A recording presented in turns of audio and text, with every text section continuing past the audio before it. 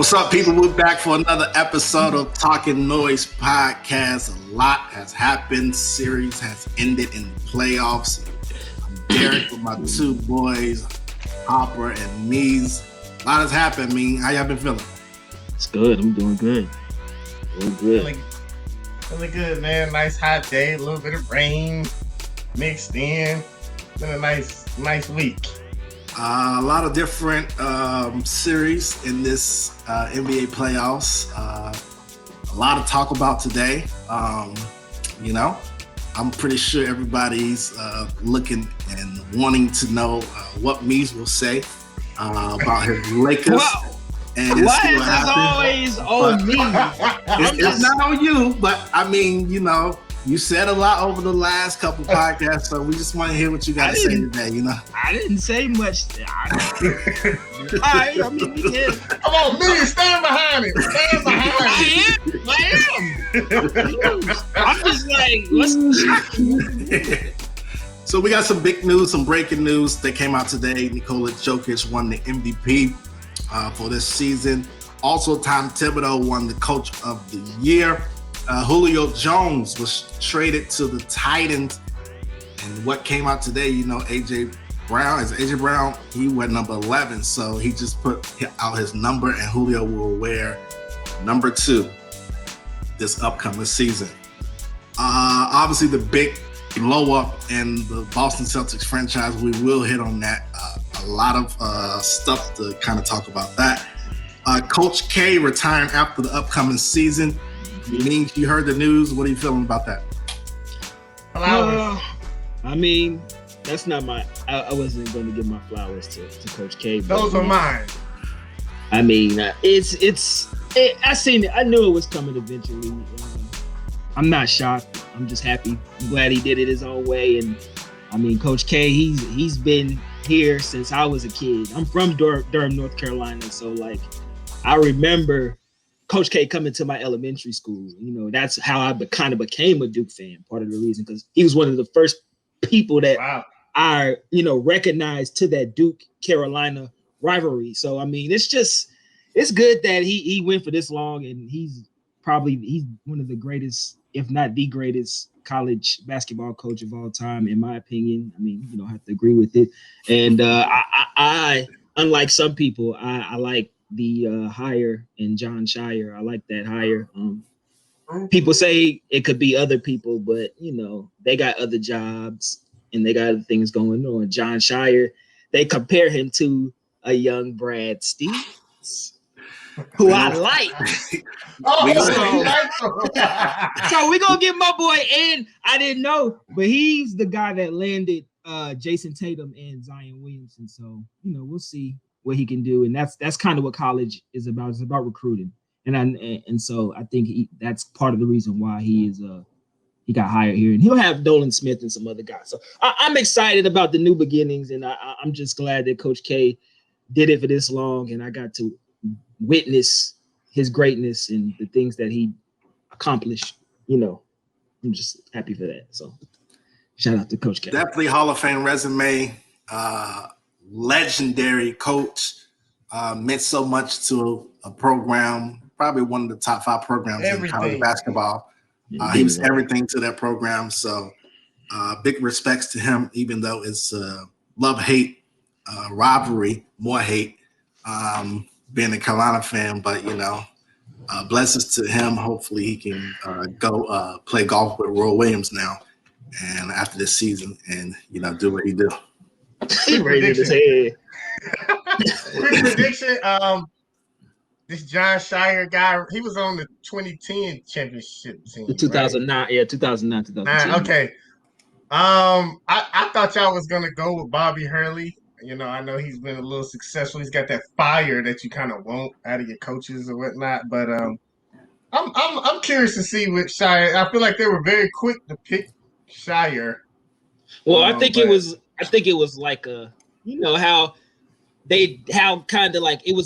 this was thought out. I don't think this is yeah. I'm pretty sure they reached out to other coaches and other players, and people probably happy where they are. They just started, so and that's a tough Pressure job. Yeah, that's a pressure job to come behind. So you only a young guy would kind of be dumb to take it in a sense. Yeah. You ready for it's that. Gonna be a lot of pressure, especially filling Coach K's shoes. Yeah. And you wanted to keep it in the Duke family. I'm pretty sure they weren't gonna go too much outside to kind of bring somebody in here. To be different. So Mark, that was your flowers as well. But we do have some guests on today's podcast. I want to bring them up to the stage. We got my boy Bird and Trav to the podcast. Welcome, fellas. How you feeling? I'm feeling good, man. It's a pleasure to be out here, on you guys' podcast, man. I just want to, before I start, to give you all flowers, what y'all been doing as far as just stepping up and providing some good analytics towards the game, man. We kind of missed that on a major level. I think now it's more star driven, and it's not really the game within the game is not spoken about often, and y'all kind of bring that to the forefront. So, I just want to give you all, your flowers. But tonight, you know what time it is. I'm not even gonna. I just want to get that out the way. But it's a pleasure being here, man. And I'm ready to get started. Much appreciate it. Bird, how you feeling? I'm doing good, man. I'm gonna go opposite from Travis. I came to shut down all this shenanigans. You know what I'm saying, man? Like y'all be like Charles Barkley and Skip Bayless on the same show together. Just crazy take after crazy take. Now he's over here taking over the show. Come on, Bird. We gave you the. I like that. I like that. Now you just come over and take it over. Nah, man, I'm just playing though, man. Y'all do good. Don't take it back now. I had to let y'all know it's about to be competitive, but I appreciate being here. Let me on to y'all show and say what I know about it. I think it's gonna go good. Yeah, it's gonna go good, man. We got a lot in store today. We're gonna hit a lot of topics. First topic of the day: the Suns have advanced to the conference finals as they defeated the Lakers 4-2. A lot of, I guess, kind of lopsided series. Lakers going up 2-1, and then got AD going down, and then the Suns kind of took off and got momentum and steam from that. We're gonna start with. It's only right to start with me to see what do you thought about this. I want to go last. I want to hear all the BS first, and then I want to. See what he's trying to do? He's trying to counter off of everybody what they say. That's what he's trying to do. I know what you're trying to do. And what you trying to do? I'm just going to see what y'all going to do. I'm just spilling this topic out there and see what y'all going to do. But Mark, what you got to say? You got to learn these days. So first, congratulations to the Phoenix Suns because they did win that series. First and foremost, and this is for Mies and Derrick off of our previous pods, I got to give Devin Booker even more credit this week. You better give him more credit. I have to. I think I wrote down the day, has Devin Booker arrived? I say he's on his way. I ain't going to say yes completely because he did beat a wounded animal. He did beat a wounded animal, Mies, so you do have that. He beat a wounded animal. But my man averaged 29, 5, and 6 in his first playoff series of his career. He didn't look nervous at all. Those last two games, I mean, he really just took over and said, we need to go ahead and end this. He didn't play around. I mean, he got to his spots and everything worked perfectly. Also, CP3, this was a huge legacy game for him because, before this year, I think he just one other time he's been out of the first round, maybe twice, I think once. But this was a huge game for him to win, especially after him getting injured as well and still fighting through it and coming back and being the leader of that team like he's been all year. So that was big. It's a big confidence. That whole team is behind him now for the rest of the playoffs, and I think they may make a lot of noise. Well, they did win last night against Denver. So, Mies, go ahead. What you got to say? I mean, like Hart said, man, the Suns, I got to give them credit. They played great. They played great. Great defense. Defense was amazing. Like he said, they beat a wounded animal in my boy LeBron, But I still I said this last podcast. I said that even though LeBron was hurt, I still thought that they should be able to beat the Suns, and I was wrong. The Suns are a very good team. They are really good, but I also didn't. I thought that LeBron was going to. He looks worse than what I thought he did. I thought he was going to get better, but that ankle, you could just tell he couldn't explode. As I said last episode, he couldn't. He can't get up, get those floaters. He's getting shots blocked that he don't usually get blocked. But I mean, it's not all on LeBron. It's the chemistry, the injuries all throughout the year, and I thought they were going to get over that hump. I thought they were going to be able to get over it, but the turnovers. You could just tell the turnovers were from chemistry issues. You could just tell they're not in places. LeBron thinking they're going to be in places they're not. Things like that. It was terrible. I mean, and then if you told me that Kentavious Caldwell Pope and Dennis Schroeder were going to show up in Game 5 and give me 0 points, you knew that.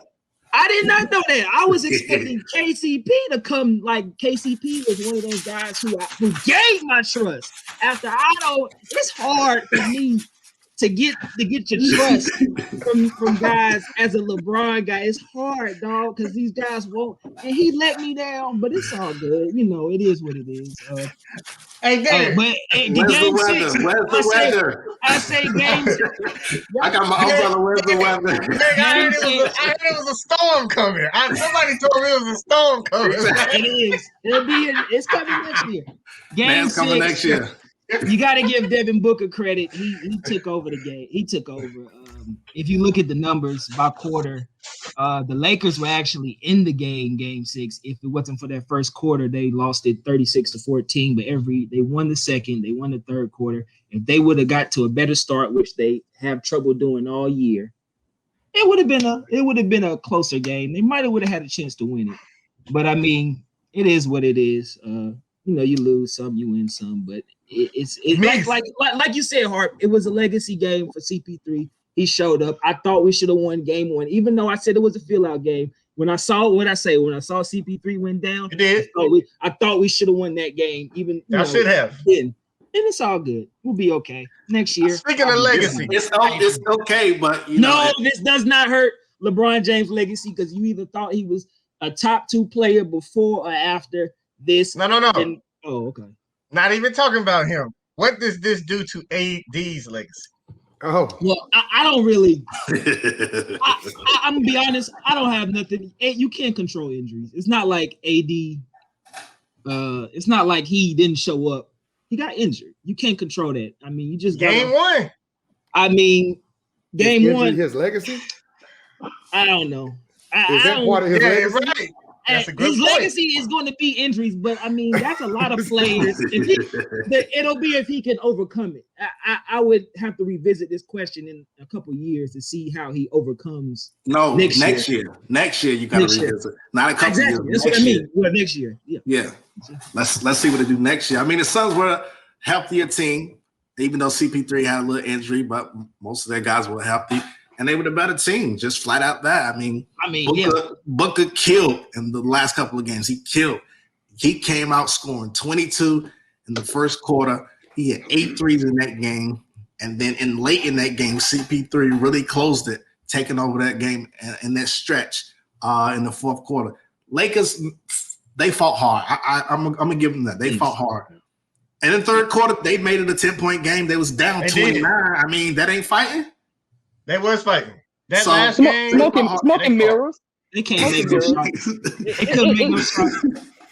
They couldn't make shots, but they started shooting in the third and the fourth quarter, and they made effort. You can see it in LeBron when he was just going. At one point, he was just scoring. He scored about 6 or 8 in a row.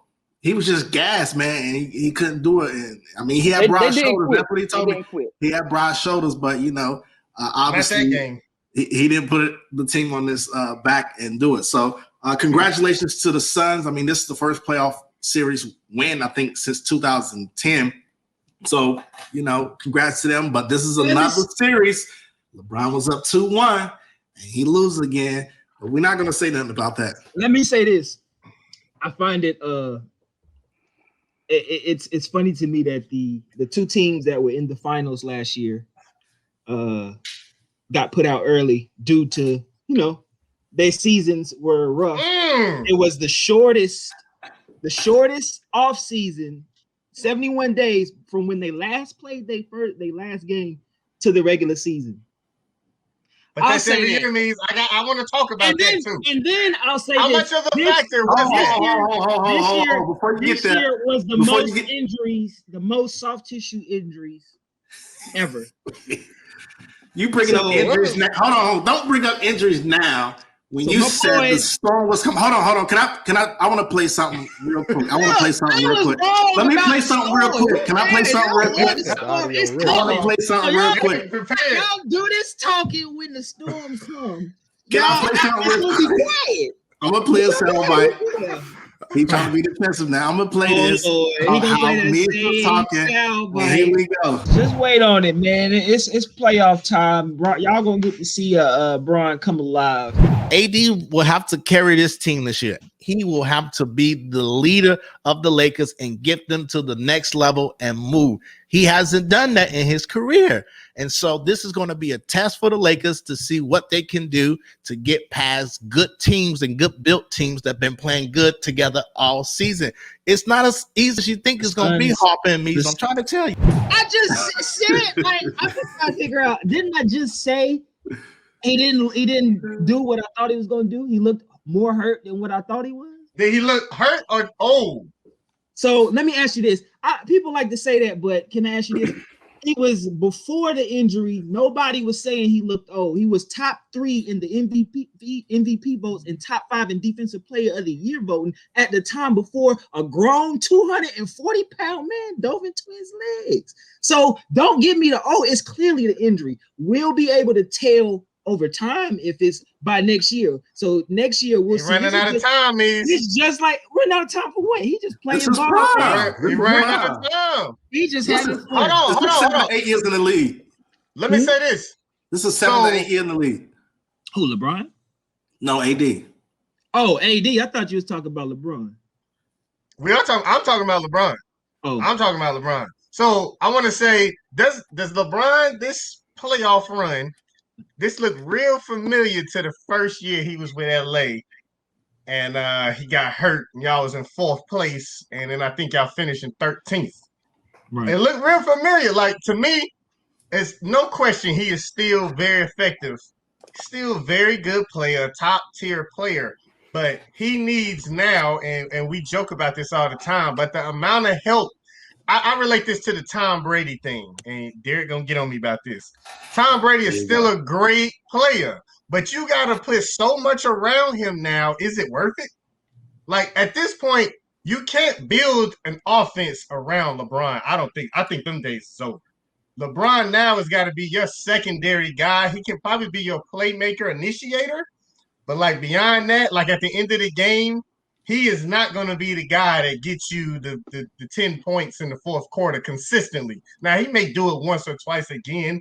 And to what you said about the bubble fatigue, that was real. But I want to ask all 4 of y'all this question. As the years and time pass, is there now going to be an asterisk? Because you had Miami get swept, Lakers lose in 5, 6. You had the Celtics lose in 5, and Denver is your only team left. What is this going to do you think in the national media, whatever, that they're going to use that as a talking point against LeBron? Because I think it will be used, especially the way all those teams went out of the playoffs. Let me ask this one. So if you look at it in just as far as the numbers, people are going to say that. But if you look at what actually happened, all those teams you're talking about had major injury problems. Right. Like they had short seasons, short off seasons. You had the Lakers. They held out the longest, but had injuries at the end of the year. Y'all lost Jaylen Brown. Heat was injured all year. Jimmy Butler was out about the whole year. Nuggets lost Jamal Murray. Like, it's not a coincidence that the teams that have the shortest turnaround couldn't stay healthy. Like, and I mean, but people are going to look at it in a way as just that, hey, they was here last year and lost this year. It's something, but that's if you're not really looking at the whole picture. of that. What about these Denver? teams. What about Denver?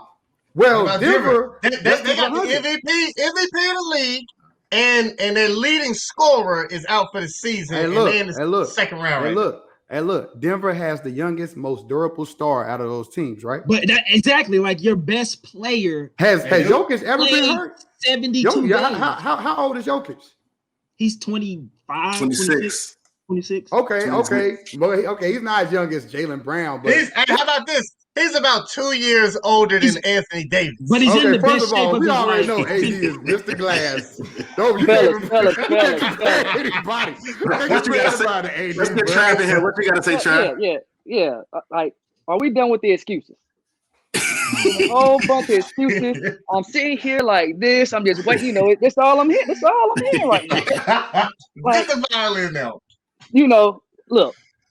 To answer your last question, is it an asterisk as far as when it comes to Lakers winning in the bubble? I'll say no, just simply because everyone knew what they were getting themselves into. Going into the bubble, it was more mental than anything. So you have to just respect the Lakers for being able to take care of business with no fans. It was foreign territory to everyone. So you can't sit back and just say, is it an asterisk? Because, they could have definitely zoned out like the Clippers did. It's just that, with the leadership of LeBron, getting AD together and getting a team focused and ready to play, you got to give them credit where credit is due. Now, to fast forward to this year, look, I've said it, but before the series started, I said the Suns will beat the Lakers. I think we give the Lakers too much credit in the sense of them just having LeBron James and having AD. I think, the media, they don't talk. They look at LeBron as if, 3 years ago, 4 years ago. LeBron is old. It's father time. It happens. Look, let's take this back to LeBron's first year in LA. LeBron was at the top of it, at the peak at that point. When he got injured, at that moment, that's what I knew. He's going to go downhill from that point. And when I say downhill, I'm not saying he's going to be, terrible, but he's not going to be the LeBron that, the media and LeBron fans expect him to be. That we grew up with. Exactly. All the years, yeah. Because when he came back, they were literally just 1-2 games away from making the playoffs. They still had a chance to make the playoffs. Correct. They didn't make it. So playoff mode activated. The battery wasn't working, but at that moment, I sat back and I looked at it and I started thinking, I said, LeBron knows he can no longer carry a team by himself. That's why he had to go reach out to AD. And if you notice, the first thing he did was make sure that Rich Paul was his agent. He had to make sure that was taken care of in order for him to come to LA, because he knew he couldn't do it on his own anymore, which I respect. He look at that point, 17 years in the game, accolades out this world, he's accomplished. So he told Rich Paul go be Anthony Davis' agent. He's told that to a lot of people, Mies. A lot of people he has told that to. So LeBron orchestrated this when Anthony Davis came in. Anthony Davis came into the league with 2013. Rich Paul probably became his agent, I think, with 2 or 3 years after he came into the league. So he pre-orchestrated that early. No, Rich Paul. We're not seeing that long. No. See, that's what I mean by LeBron fans and people they don't want to hear this. It's hard for them sometimes, but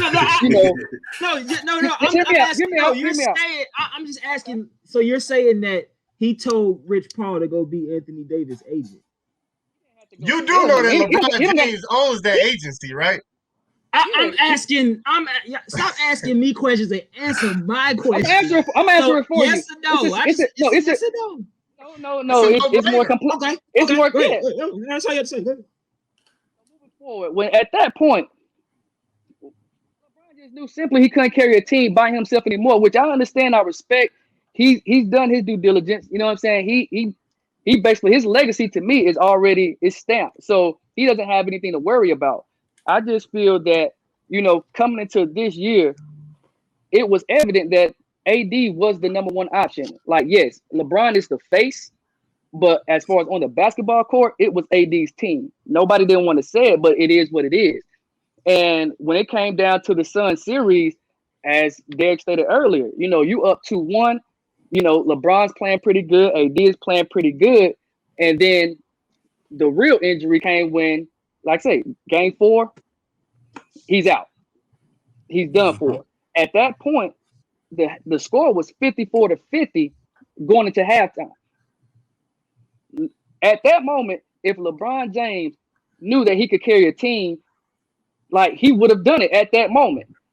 LeBron played the entire third quarter, and the third quarter ended at 81-65. That's a 16-point lead with LeBron James on the court the entire time, scoring 3 points. Like, if you're gonna tell me that this is his team, he's the leader of the team, and you expect greatness, which a lot of people say he's tier 1. If he's a tier 1 player, there's no way that he should go into a third quarter and just get humiliated by the Suns. Now, no free throws either. On your home floor. Now, let's give the Suns credit. You know, 51-21 through the season. I feel like CP3, you know, he's been getting a bad rap, which is deserving, in my opinion, as far as when it comes to the playoffs. You know, but as far as when he came with the Suns, you know, one thing outside of, you know, just the numbers, you know, he showed leadership.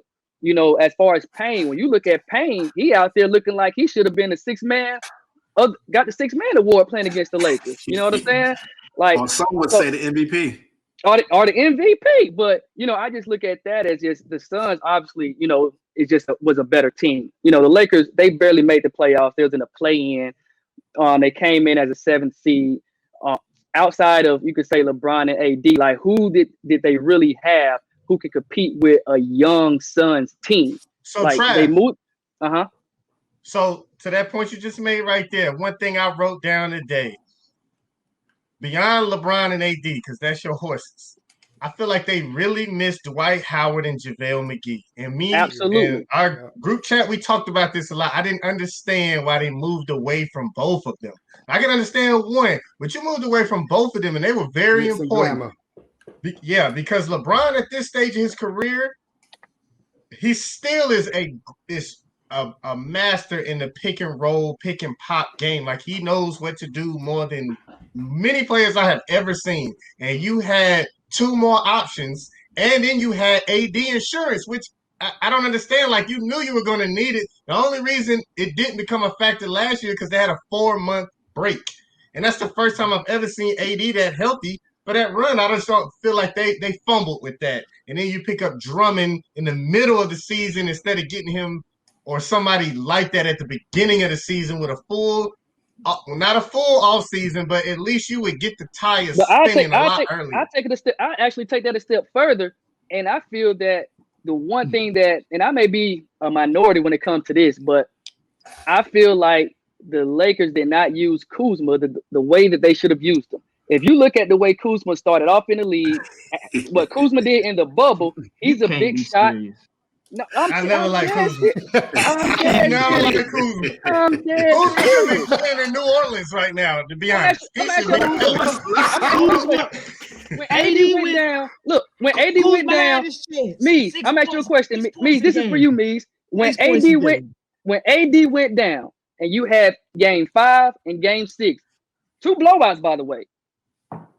Outside of LeBron James, could you count on outside of Schroeder? Who outside of LeBron James could you count on outside of KCP? KCP was shooting 50% from 3-point line at one point in time. He's more liable. Not in that series. Yeah, that I was series. expecting him to show up at one point in time. I was never expecting Kyle Kuzma to show up because he continues to not let me down all the time. He's 6 points per game. If you watch game 6, you can tell he's going out the door because LeBron fed up with him. He tried. My boy tried. But the boy he can't even throw alleys, bro. Like, but the point. The Lakers, you didn't use them right. You didn't look. The Lakers trying to turn. The Lakers trying to turn him into a defensive player. That's not Kuzma. What about last year when they tried to make him as the third option, the 6th man? He couldn't do that. He's not consistent. I don't know. How do you make somebody consistent, bro? Like, How do you make somebody consistent? I don't Sometimes you understand. just gotta let the leash go and just let him do his thing. Yeah, like they needed to gotta let let him him be lead him. Watch that the second Lakers? unit. They need, but see what he missed, he didn't have that playmaking point guard like the Rondo, who also y'all lost Rondo, who was the third best player on that team. So Mark, I got an interesting take by this whole thing, man. I feel like the Lakers last year, they end up getting caught up in that trying to upgrade joint, right? Like the team they had last year on paper, I remember Mark was like, man, how many people supposed to be in the league? But when they played, but when they played, you could tell everybody on that team knew what they was there for, what they were supposed to do, their role on the team. One thing I seen all postseason with the Lakers, these lineup changes. They didn't know what they was doing. You got Montrezl Harrell not knowing his role. You got Schroeder not really knowing his role. Marcus Gasol, all of them. That wasn't an issue last year. And at the beginning of the season, they made all these moves thinking they were updating, thinking they was upgrading. But now you guys got a bunch of players, role players, who don't know their roles. But we were all in agreement. We were all in agreement this summer that the Lakers had clearly had the best roster. And I remember us talking I was about to say that this is a good roster is a good roster. It's the fact that your two best players won't on the court all year long, so that lack of chemistry. When you don't have it, it's okay if you don't if you just had Bron on the court all year or AD on the court all year, but you're missing your two best players. So now everybody is running around with like a chicken with the head cut off because they don't know. There's nobody to kind of even things out and say, all right, this my team. And then you got Dennis Schroeder, who is turning down $84 million, and he's playing for a contract, and you could tell sometimes he's like, Bron, give me the ball, and he's like, and he's looking off LeBron and taking shots. The same thing with Harold. And Trez, they did Trez.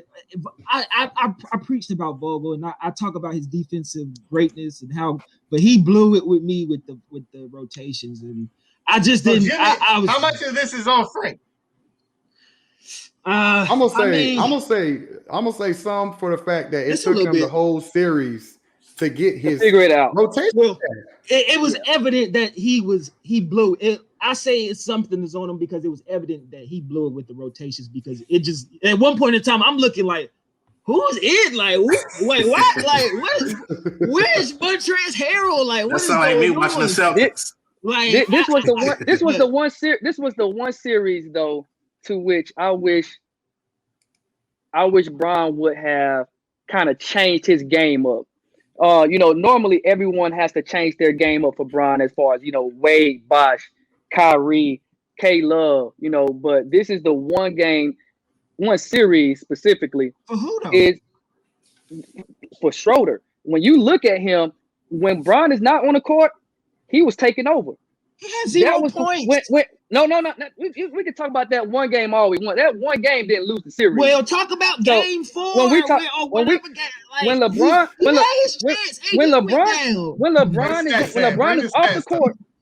LeBron is off the court, he's more ball dominant, he's more aggressive, and he's a playmaker. When you have him and Bron on the court together, he has to give the ball up, and he's more passive. He's more of I'm a stationary set 3-point shooter. When I do get the ball, I may penetrate, but he's basically taken out of the game. All I'm saying is, and it's not no knock to LeBron or anything. All I'm saying is this was the one time where I wish he would have been like, okay, just to get a breather. Look, you bring the ball to the court, you run the offense. I need this energy because I don't have AD. I need this energy. So I'm gonna sit back here, I'm gonna post up, I'm gonna do back cuts, I'm gonna do things to where I can gather the attention and you can kind of take over.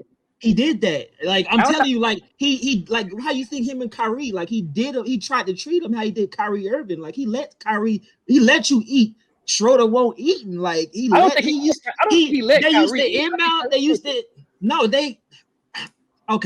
I said, like he'll pass Schroeder the ball, let him bring it up and run plays, and Bron will go back cut or post up in the corner, and Schroeder and Drummond will come up and do a pick and roll, or AD, or even Bron. Sometimes they'll run a P&R with him. Like he does. I can agree with Bron, that. like I'm telling you, Bron gives him his chance to shine. He literally, like, they'll inbound the ball, pass it to Bron, and he'll slap it to him and tell him, do your thing, and then it's up to him. But it looked good. That looked good for the optics purposes. Like, see, y'all know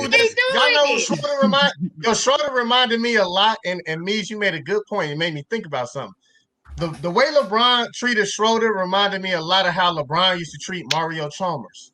Because Chalmers was that point guard for them that, you know, he could kind of create his own shot. He could run the point, but Bron didn't always trust him. And I think he didn't trust him because he just wasn't as good as Bron. You know what I'm saying? Like, and it was like in that chemistry thing too. They haven't played. Yeah, but you have to build trust.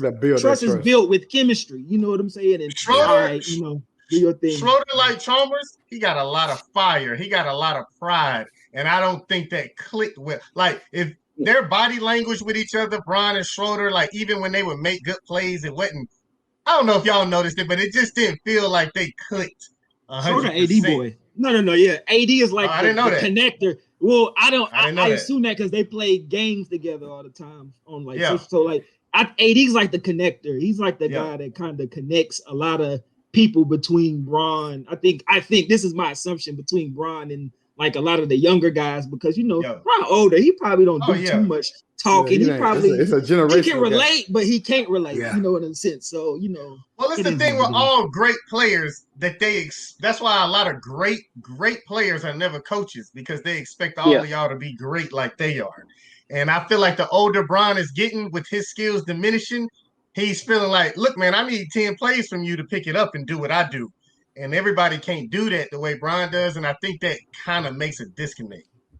I'll just have to see how he look next year, though, because I think the injury. I'm talking about. I think the LeBron. You're talking about LeBron. Okay. A big part, but Schroeder not going. I think he gonna come back, honestly, which I don't want. He said he wanted to stay. That's what he said. He gonna have to take that 80. I don't want to get paid 75. He gonna need 75. We gonna well, from his performance in this Sun series, he better take what he can get. 14. Somebody will pay him. 3, the Knicks might pick him up or try to get him. So we'll see. Oh, we got to give Campaign his credit. He averaged. That's my guy. 12 points per game in this series, and he was blowing past everybody. Nobody could stay in front of Cameron Payne. And did he win a six-man award? No. I think Clarkson won. I thought he did after watching that series. My fault. And DeAndre Ayton looked like 15 and 10. He looked like DeAndre Ayton looked better than AD. And you know what somebody said? We talking about DeAndre Jordan. Don't play defense. That don't do this. Drummond killed him. AD killed him. Wasn't that you and Mark? It's going to be an easy series. Man, that was Mark. I looked at my notes and I said it wasn't from last episode, and I said we had Ayton has to play the series of his life, and he played the series. Outplayed AD. I mean, he outplayed. He outplayed him. He outplayed. The Suns they're unselfish, man. That's an unselfish ball club, man. You got they're like, I look on paper and I look at their roster and I'm like, this is nothing. And then you look at them and then you just they get a lead. They get a 10-point lead. They'll get it down. They'll let you cut it down to 4. They don't give it up. They don't give it up. Well, the Suns are young. You don't have as many egos. Like, everybody is really about the team. You don't have people out there trying to, contract play and stuff like that. So they know their roles. Exactly. So everybody buys into what the Suns are doing. Buying in. There you go, Bird. Buying in. When you're on the Lakers ain't buying in this year. When you're on a LeBron James team, you have to buy into the bigger picture. And everybody doesn't do it. LeBron plays for rings just because he is that good. And we talked about this on our pre-show the other day. You have to change what your goals are when you're playing with a player that caliber. And everybody can't do that. Mm-hmm. And last year the players could. This year the upgrades, they were vets. I don't think they could. They were vets. They were hungry for a ring. You had Dwight Howard. You had JaVale McGee. You had Ryan. A lot of guys have something to prove. Yeah, but you can't shoot 29% from 3. But it's like this year you had too many players complaining about minutes and not getting played. Where you talk about Dwight Howard. Dwight Howard, when he wasn't like ready for that series? Or what was the first series? I think against the Rockets. Why Yeah. all didn't play? No Blazers. It was the Blazers. Yeah, the But Blazers. Rockets, Yeah, against the Blazers. Rockets, they didn't get no. And Montreville didn't get no ring. Yeah, they didn't get nothing. But guess what? When the Nuggets came, he was up there contributing. And I don't think the players this year who were the upgrades, they weren't feeling that. Like they was like, hey, I came here to contribute. I want to be on the floor. And that's one thing that me said though, as far as like, and that's the one thing with Vogel, like the rotations. Like I didn't understand the rotations. Like I was sitting back watching, and I'm like, the Lakers need some type of energy right now. And who is the guy to give energy? Trez. Why is he not in the game? I'm sitting back like, why is Trez not in the game? Like, give him 5 minutes. I don't care who you foul, how many times you foul, but we need some morale here. We need somebody to pick us up, and he did not do it. Those are 5 wasted. There's no Dennis Rodmans in the NBA anymore, guys. We don't need a guy that just has a high motor and is not good at anything. But Trez was, especially when AD went down, he could have gave us something in the paint. Yeah. He could have challenged Ayton, got Ayton in foul trouble. No. Montrez is on the boards, putbacks, and you get him down low. He did it in the Clippers. A foul or two. You get a couple. You can't gauge Trez up. You can't gauge Trez up. Did Montrez play last year for the Clippers in the playoffs? Yeah, Doc. That's why they lost, because Doc kept exactly against Jokic. Jokic was killing them. That's the point I was about to make. That's exactly you're right, man. That's exactly why they lost. I mean, at that point, Gasol was getting killed. Shit, LeBron. Excuse my language. LeBron was getting killed. Like you might as well throw Trez in there. Like, you gotta get like get a tech. Purposes. Get something. Offensive purposes. Something. Like, I'm talking about for offense. I don't get no text. They needed to put. We getting killed. We couldn't afford no text. That's the thing, though. Sometimes sometimes that tech help. Exactly. Like you just need something. Let them know. Like, look, man, we here. You know.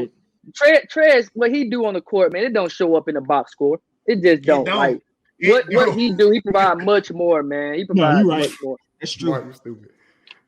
All right, guys, we got to get to this next series. No. I just want to ask one more question. No. We got to go. We got to go to the Dallas Clippers series. You told me to do this, now we're gonna do it. So sit back and shut up. Do it, Molly. Sit back and shut up. Dallas Clippers, Dallas was up 2-0 in this series, winning on the Clippers' home floor. Then the Clippers went to Dallas and won on their home floor 2 games, and then it was tied. And then obviously we know what happened after that. Kawhi took over, Clippers role players took over and won that series. Trav, you're really big on Luka. What's your thoughts on this game and the series, and what are you thinking? I feel like we gave the series away. There's no reason you should be up 2-0, and you have 2 games at home, and you just went. Give me one. That's all you need to do is give me one. Now I get it. Clippers. You got Kawhi, you got PG. You got Reggie, you got Ty Lue there. He coaching. It's one of those situations to where they're gonna come game 3 and give you everything they got.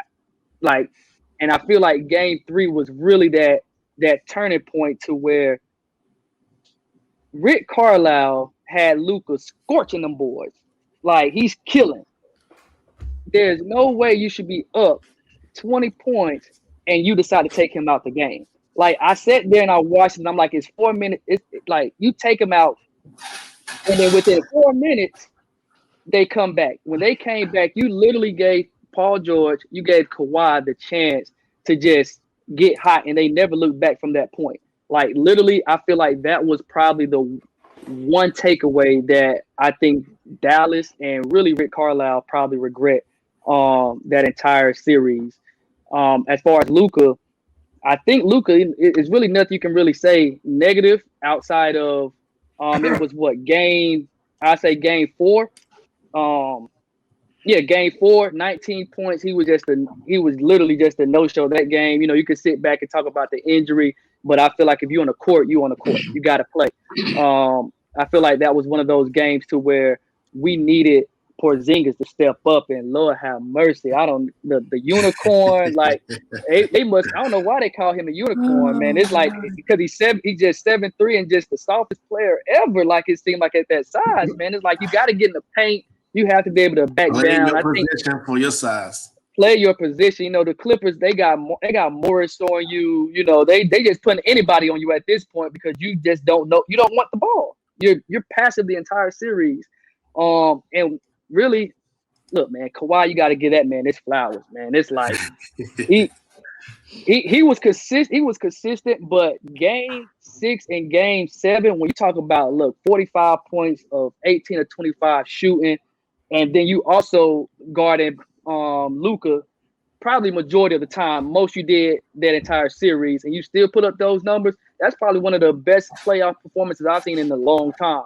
And then to follow it up with 28, 10, and 9, like that's how you close that separates a star from a superstar. That's how you close out games. Like, you know, when it comes to Game 7s, anything can happen, you know. So, you know, it was tough for me being that I'm a Luka guy. You know, I've been pulling for the Mavs all year. You know, I know our flaws. I know, you know, what we need to do. And it's just like me said about the Lakers, man, the rotations was just terrible. It's like when Brunson need to be in, he's out, you know.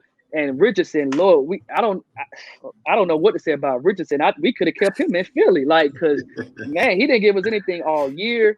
But you know, you thought like you would probably think towards the playoffs he'll probably at least give you a couple of buckets, but he couldn't do that, man. The Clippers wanted it more. You know, I feel like Luka wanted it, you know, but you know, you need your role players. You know, you need your help. You talk about LeBron, he got AD. You know, he had Schroeder. When you talk about Joker, you know, he had Murray, but now he has Michael Porter Jr. Like every superstar has that go-to guy to where if he's having an off night or if he's having just a bad stretch, he has somebody that can take. He have a Robin that can just take over. And when you look at the Mavs lineup in the roster, it's like Luka really contributed off 75% of the points. When you talk about 80. Points, assists, 80%. 80 plus. 80 plus.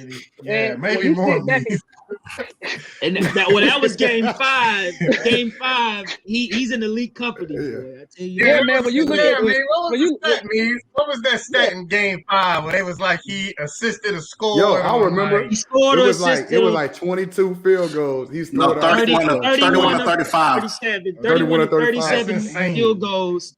Only other players to do that is Allen Iverson and LeBron James. But when that happens, they don't win a championship. You got to get that man some help now because that means he's doing too much. That means he's doing too much. It's a great accomplishment. And I say this and I'll let y'all take over. But my thing is that outside of like say that 19-point performance, you know, outside of that, I think the one thing that Luka has to get better at, the two actually, one is free throws. There's no way you can be this shooting 40-50% in a game and expect to win a series, you know. So free throw shooting is one thing that he has to develop. And two, you know, he has to understand when it's time to take over games, like and at this playoff magnitude. Like he has it in him, but I think there were moments on the back end of that series to where he was just too passive, like trying to make too busy trying to make the right play instead of making the play. And I think, you know, outside of that, you know, hats off to him. Hats off to the Clippers. You know, the Clippers deserved it. Ty Lue putting Kennard in the game. Oh, my God. And, like, doing those subtle adjustments, like, it threw the Mavs off. You know what I'm saying? Or somebody telling him to do that. Somebody had to tell. I thought about that, Derek. I said, who told him to do that? They caught me by surprise. There's probably chanting in the stands. So a lot of hollers on the Lakers. We won't know how we won't lose. That's right. Who the assistant coach for the Clippers? Chauncey Billups and Chauncey Billups. Atkins. It's probably Atkins from Jersey. From the Brooklyn Nets who got fired. He's the they switch so much, man. They don't even matter. Oh no, it's my boy Larry Drew. I forgot he on the staff too. My boy Larry Drew. Oh yeah, that's my boy. He's terrible. And we got it. All the coaches they got fired. Oh, couldn't make a playoffs. So Trav, you make a good point about all of that, but I feel like y'all had an opportunity, but I feel like at the time that y'all, I will say, y'all somewhat overachieved, just because if you look at the rosters, y'all overachieved when the Clippers underachieved. That was game 1 and 2. The issue with the Clippers last year is somewhat, I think still carrying over right now, is they think they can turn it on. We've been here before. No, y'all haven't. It's one person on this team been here before. At Maverick's point, you're supposed to have had your Robin. He is paid, actually paid like Batman. But Porzingis, I remember when Porzingis played for the Knicks, we used to put Marcus Smart on him. Everybody that plays with Luka from now on, you're playing for something bigger than what you're here for. And Porzingis, I mean, even the day after the game, if y'all heard his comments about he out. He said he a co-star. I was like co-star, like co. He was talking about the system didn't work for him. Right. I feel like he did all he could do, but if you notice that every almost in probably 5 of those games, he was out of gas.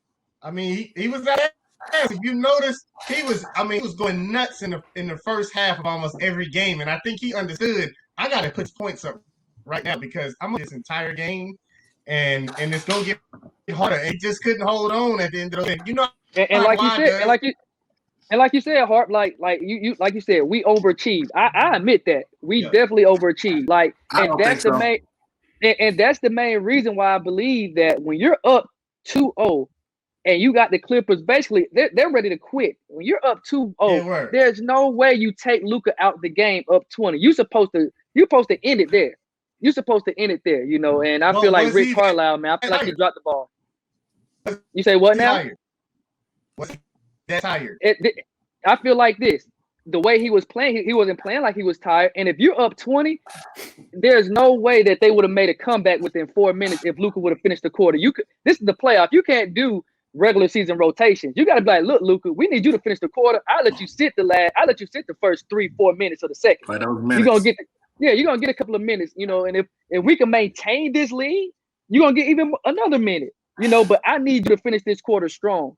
And if you notice, after that, actually I stayed up that night and I said, I need to watch this post game. I need to hear what Rick Carlisle I need to hear what he said. I stayed up until 2 a.m. Eastern Standard Time.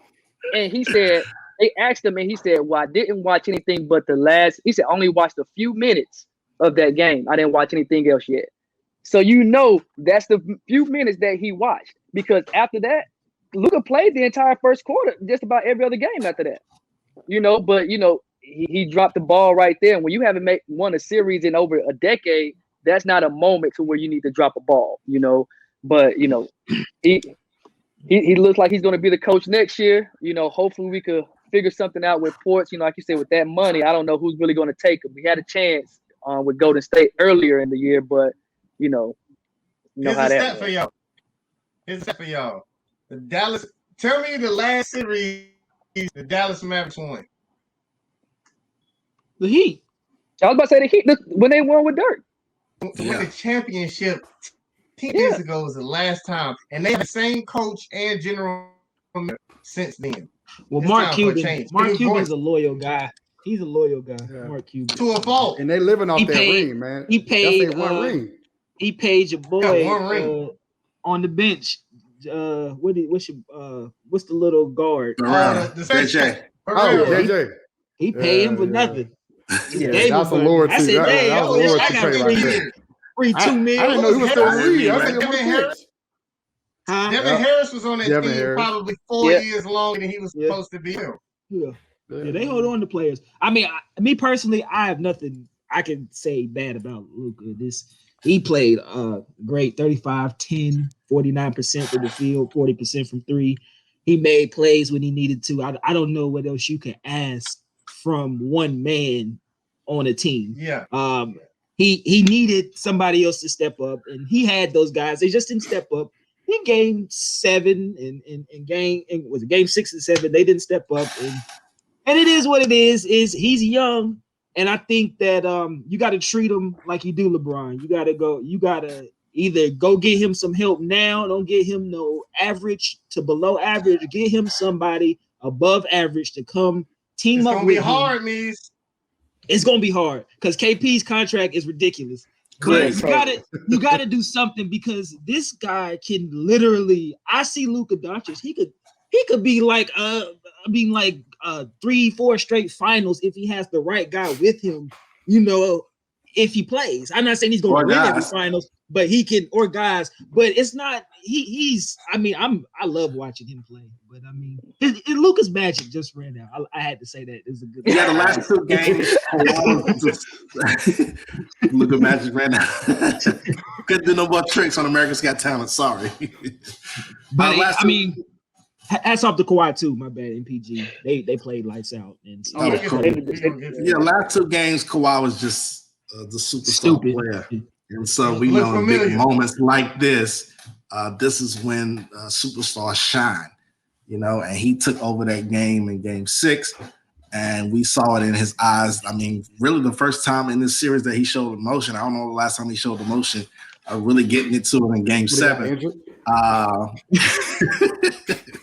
Probably when he won their ring. Or the meme going around. We had no injury over there. I mean, motion. Here comes the hate. Here comes the hate. Here comes the hate. We know.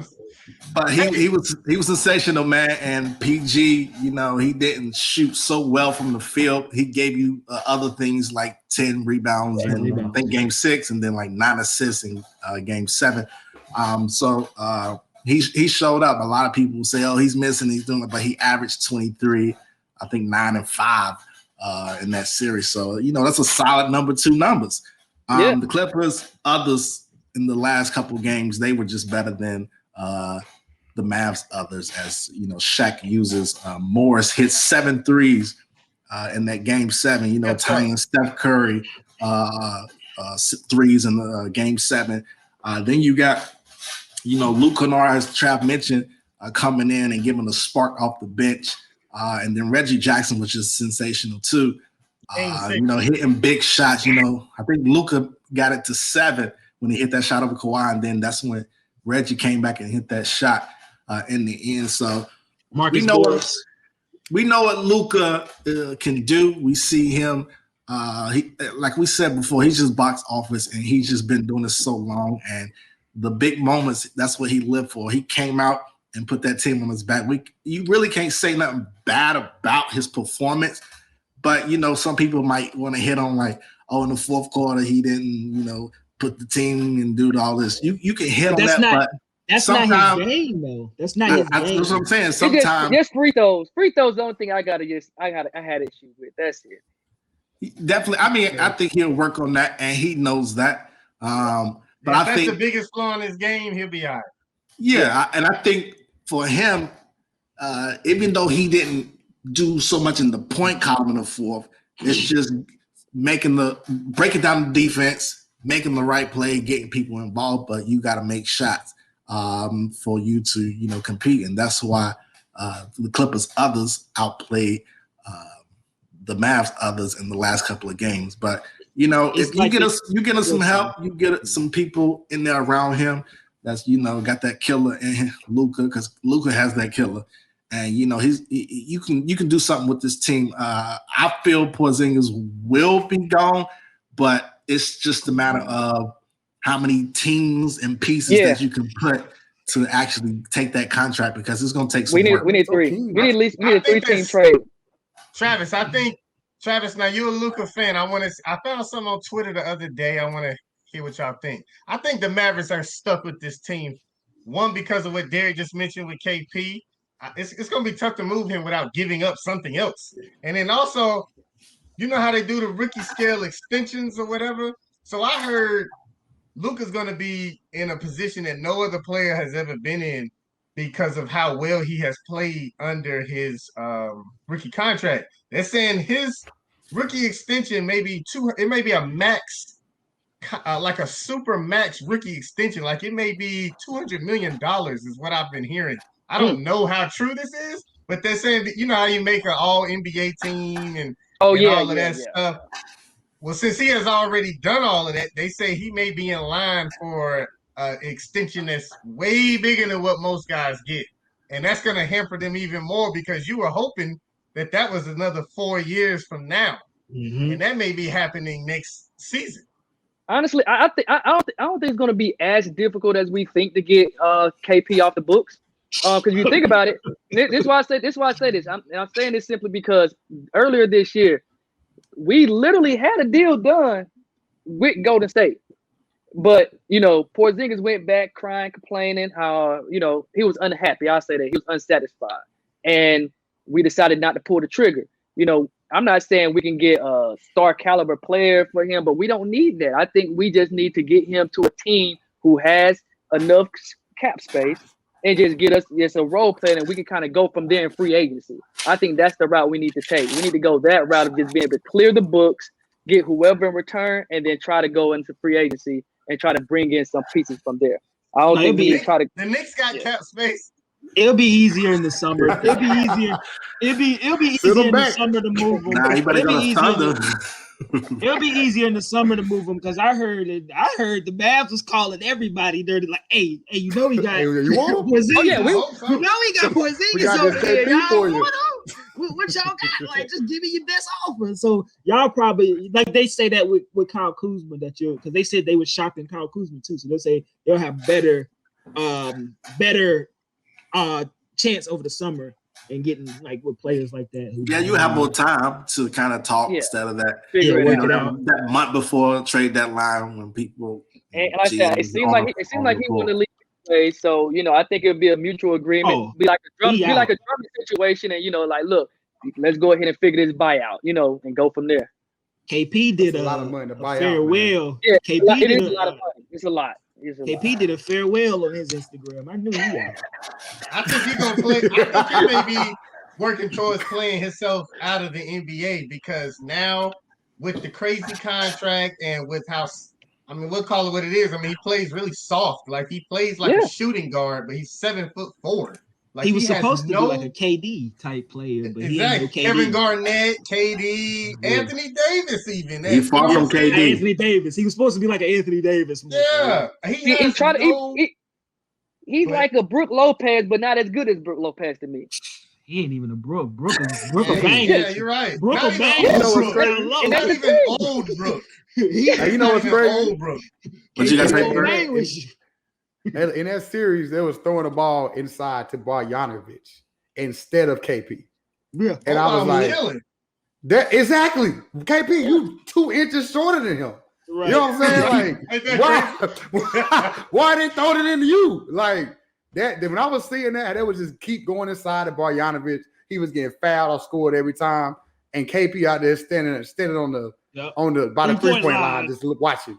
That's ridiculous, man. Now we talking junk about Carlisle, but that was a good adjustment to play KP and Boban together. Together. Yeah, it didn't work for a while.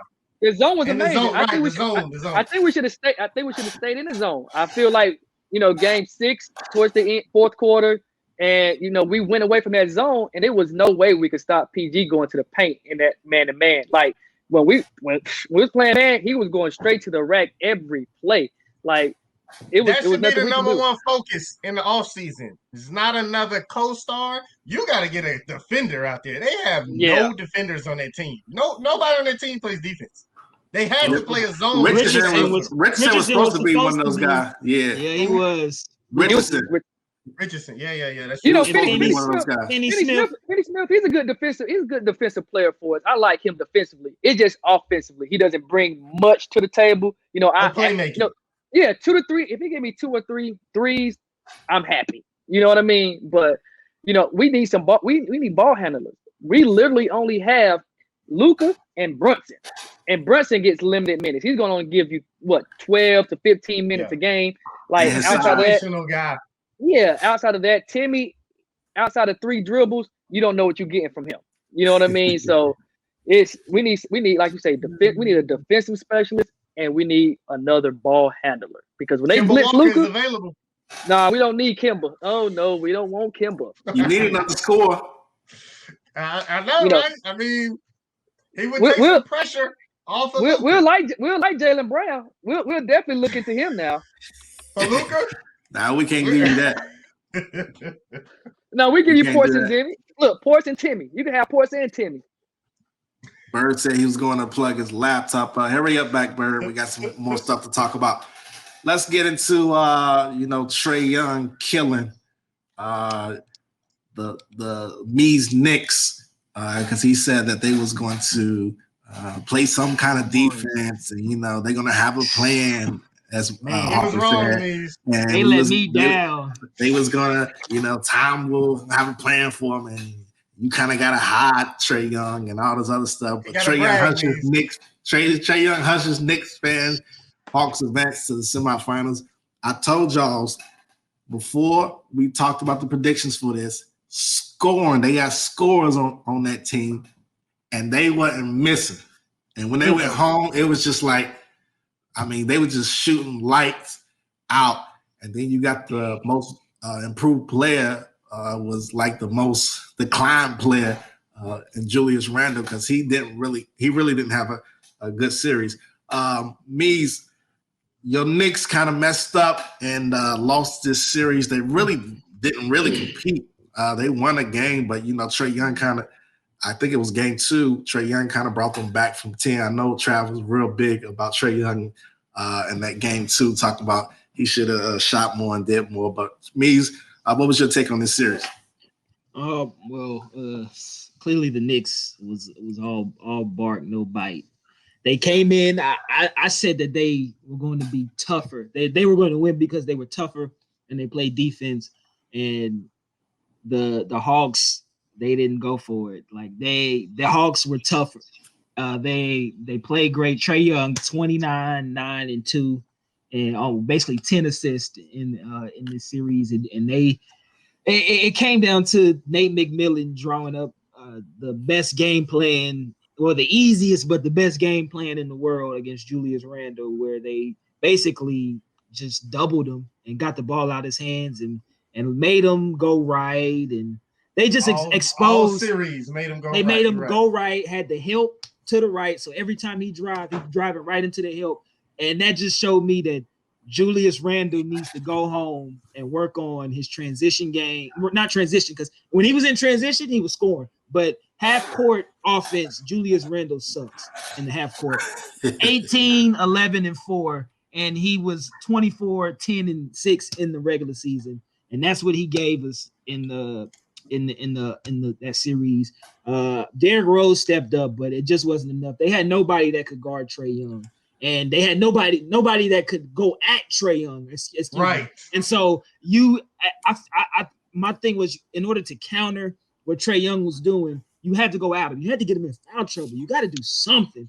And they didn't have nobody. Derrick Rose stepped up, 19 points this series. But, Derrick Rose ain't going to give you but so much. He's an old-timer in NBA standards. He's my age. But he's, in NBA standards, his body's worn down. He's not going to give you, what you're looking for in that. And so the Knicks, they just got outplayed. They got out-bullied. And they got everything. Yeah. They got out, the Hawks defended, and they just couldn't score. And it's my hat goes off to Trae Young and Nate McMillan in that offense. And Bogey too. Bogey was he was an X factor in that game too. Bogdanovich, and that just dang, I wonder what the Bucks would have looked like if they had him, because they were supposed to get him before the Hawks. So my hat's off. Randall needs to go home and go work on his half court offense and get him a little more help. He needs somebody else that can kind of take some pressure off his back. That's what Tibbs is about, is putting pressure. It all came down to one coach out-coaching the coach of the year. Yep. Nate McMillan out-coached Tom Thibodeau. And thoroughly. He had a plan for Julius Randle, and I told y'all it'll be all right for Trae Young. You know why? Because he got 2 big guys down there that's going to help him on defense. And Capella and John Collins will help him if he get beat off the ball. That's what I said. That's what my Celtics need. If you got Kemba, you need a big man down there. So when he get beat, then you got help. I told y'all that last time. And so that's why I felt like the makeup of the team, shooters, defense, big guys, people that can rebound, and then you go to the bench, you got Lou Williams and Gallinari and all those guys. So when Randall tried to, dribble and do his little moves. It was one guy right there. It was always somebody right there. He had a bad series, and Trae Young was just sensational. Obviously, the fans, we had a lot of incidents when the fans, throwing bottles, spitting on people, and doing all this other stuff, which is ridiculous and dumb. But, everybody was in his ear. Everybody chanting. I mean, Madison Square Garden was rocking. Everybody, he stepped up to the plate and knocked the home run.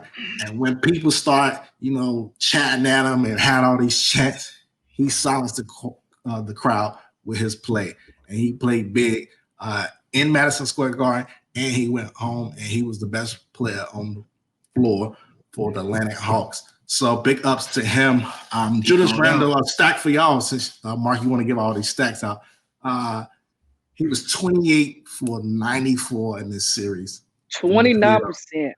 29% from the field. He was horrible. He thought he was Jason Tatum. All them step back. I'm gonna tell you what this series showed me the most is how bad the Knicks offense was. And it's just bad. Like, it's Randall or bust. You know what? I was seeing this thing when I was watching the game. Hold on, give credit to Derrick Rose, though. Give credit to Derrick Rose. Yeah, that's what I was about to get to. They had multiple games. The bench was outscoring the starters.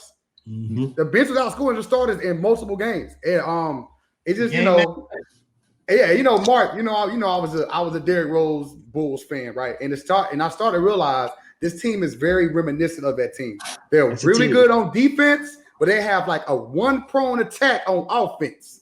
And it's like they'll stop you from scoring, but they can't put up no buckets. Correct. And that's why Thibodeau had to make a change where he had to start paying Derrick Rose, starting him, had to start paying Taj Gibson in there, because their starting lineup is all defensive players in Randall.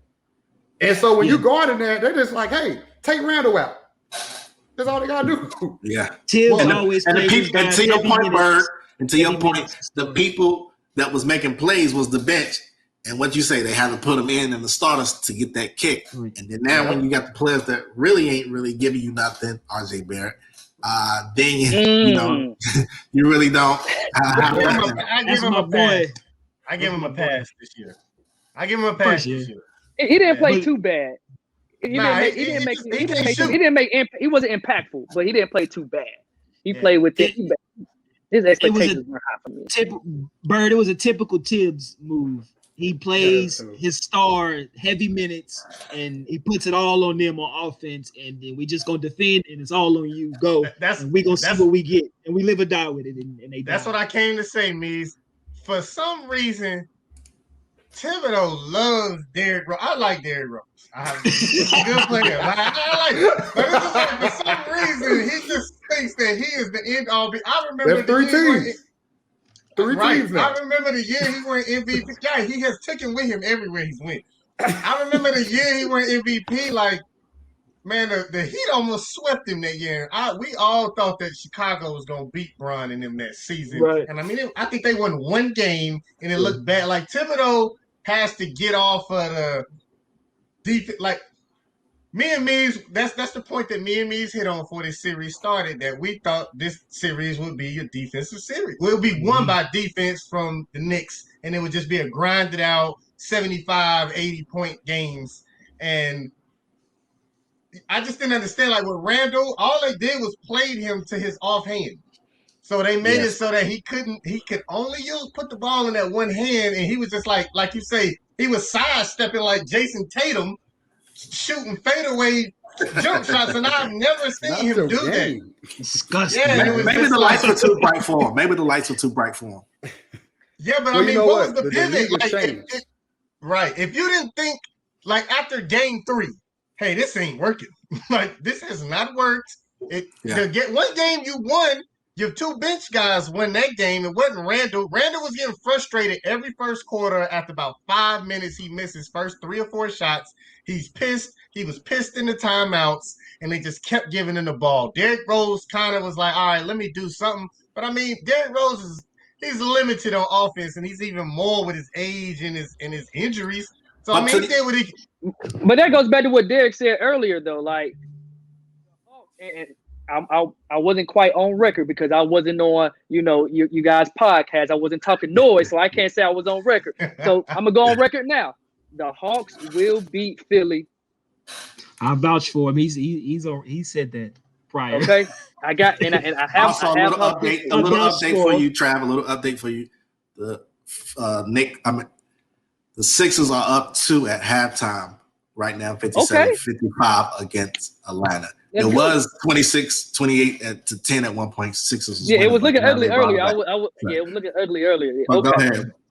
So to Derrick's point earlier, Atlanta's defense is what really won that series. We can give Trey the credit, but let's just be honest. Trey gonna do Trey things. He's ice Trey for a reason, so he's gonna do what he has to do. But defensively, when you have Capella that's sitting there protecting anyone that gets beat, and then you have say Collins, and we forgot about DeAndre Hunter.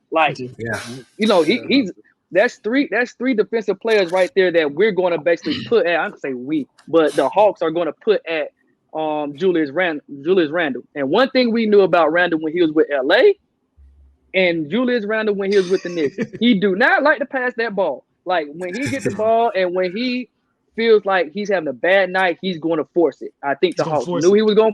I feel like the Hawks knew he was going to force it, and their entire game plan was, like you say, have him go right and have him to force it. Because if he's having a bad night, they're going to keep saying, keep shooting. And I don't think he was ready for this leadership role in the playoff moment. I think D Rose showed that he's been there before. He was calm, relaxed the entire series. He actually played better than everyone on the Knicks roster, to give him credit. But I just feel like with the Knicks, it's all about matchups. That's one thing the playoffs is about. It's not even about what you've done in the regular season. It's about, okay, we got to play each other at minimum 4 times. And how do we match up? And when you just speak about the Knicks offensively, they cannot match up with the Hawks. You got Bobo, he's out there doing what he want to do at the 3-point line. Hunter, he's going to give you, some big buckets when it comes down to it. And I just feel like the Hawks, because they didn't have anyone outside of Rose, I think Tibbs put a little too much pressure on Randle. I think he should have kind of had RJ Barrett do a little more as far as just get into the paint. RJ Barrett he has more of a Ben Simmons type of game, but just a better shooter. I think, when he's aggressive, he can really be unstoppable in this league. But for some reason, he has the tendency of wanting to shoot, I'll say, more threes than what I expect him to do, or I would want him to do. And when you think about the playoffs, you got a series, right? And he talked about matchups. They take away what you do best in the playoffs. Exactly. They take away that's why Ben Simmons, I'm a big critic on him. He has a hard time in the playoffs, scoring and he can do the defensive things like that. Shooting the ball. But they take away what you do best, and they took away what the Knicks do best, and you can see it. And then they didn't have an adjustment, and they couldn't pivot, and that's why they pretty much got the gentleman sweep. It's not that they did a good job; it's just that they don't. It's too easy to stop. You know what I'm saying? Julius Randle is not. Don't be wrong. He did all right in the regular season, but he's not next level tier 1 scorer that you can just be dynamic. He's not. So if that's all you giving us, and as I only have to play in a defense of stopping Julius Randle, right. You know what I mean? Because the Hawks is not a good defensive team, but it's but this is not tough. This is a college could have stopped this. This is all you're gonna do. Julius Randle go 1-on-1, so I think they need to diversify their offense. The reason why Derrick Rose was so successful because they weren't expecting that. That wasn't part of their, you know what I mean? They was worried about Julius Randle stop him. Oh damn, Derrick Rose came in here. Or they was trying to let somebody else beat me instead of your top player. And then you put D Rose in the starting lineup, it's who do you have coming off the bench? Atlanta they got Sweet Luke. Lemon Pepper Luke coming off the bench. He gonna give you something. You know what I mean? So Hey, we look, could, it ain't nothing living pepper about Lou. That's what you saying, man. It ain't nothing living pepper about my man no more. I mean, You know what I mean? he's efficient off the bench, and he will give you. He know his role, and he You know know how what to he can score the do. ball. Yeah, he's He's scoring getting the ball. You realize You're everybody right, Knicks you're guy right. come off the bench. Give me 3 minutes. Give me a good 3-minute stretch. And Yeah. we up 4, put us up 8 before we get you off the court. That's all I ask Yes. for you. You know, that's really what the bench is. That's like what me said earlier, talking about the Lakers as far as when it's just about role playing and knowing your role. And with the Lakers in the bubble, like we could talk about all the other teams that had injuries, but like the Lakers in the bubble knew their role to a T. You know what I mean? And when you got players that know their role and not trying to do too much, you're going to be successful because the Hawks aren't the best team, like in the East, to be honest. Like, but everybody knows their role. You know, so Do y'all feel like so okay, you know my thing with Trae Young, he played good, but to the point we made, and He I played didn't great. understand. He played great. The thing I didn't understand with Thibodeau, because of again he's a defensive coach, you didn't make him work, and we talked about this. Like you stuck him on Reggie Bullock, who has no offensive moves. He's a 3-and-D shooter, a corner shooter. I mean, he just hid on him all game. I don't know if y'all watching this game that's going right now, but they making Trae Young run around a little bit, and it's I ain't gonna say it's frustrating from what I'm seeing, but he's working on both ends of the floor. Like he's not just getting comfortable in the flow on one end of the floor. If you scheme the Hawks, I think they can be beat, and I think Philly's gonna do that after this first game. Hawks won't win another game. When Knicks don't have anybody to make them work, who is going to guard? That's going to make them work on the Knicks. They should have played my boy Nick. They should have played my boy Nick Lakina, man. They should have played Nick Lakina, dog. He would have defended Trae a little better. But it's like him and Porzingis going to be on the same team next year. You made a good point though, Hart. Like I was watching something. I was watching earlier. I think it was earlier today. It was Steven Jackson. And he was explaining it wasn't about Trae Young. He was talking about Luka actually, but we're gonna kind of keep it on the Trae Young topic as far as making him work. Like he stated, when you're playing against a superstar, you can't stop them. Like nobody in the league can stop a superstar. The most you can do is make them work. And you know, that just got a testament to what you just stated. Like you have to blitz them. You got to put the ball in the shooters in the others' hands, man, at some given point.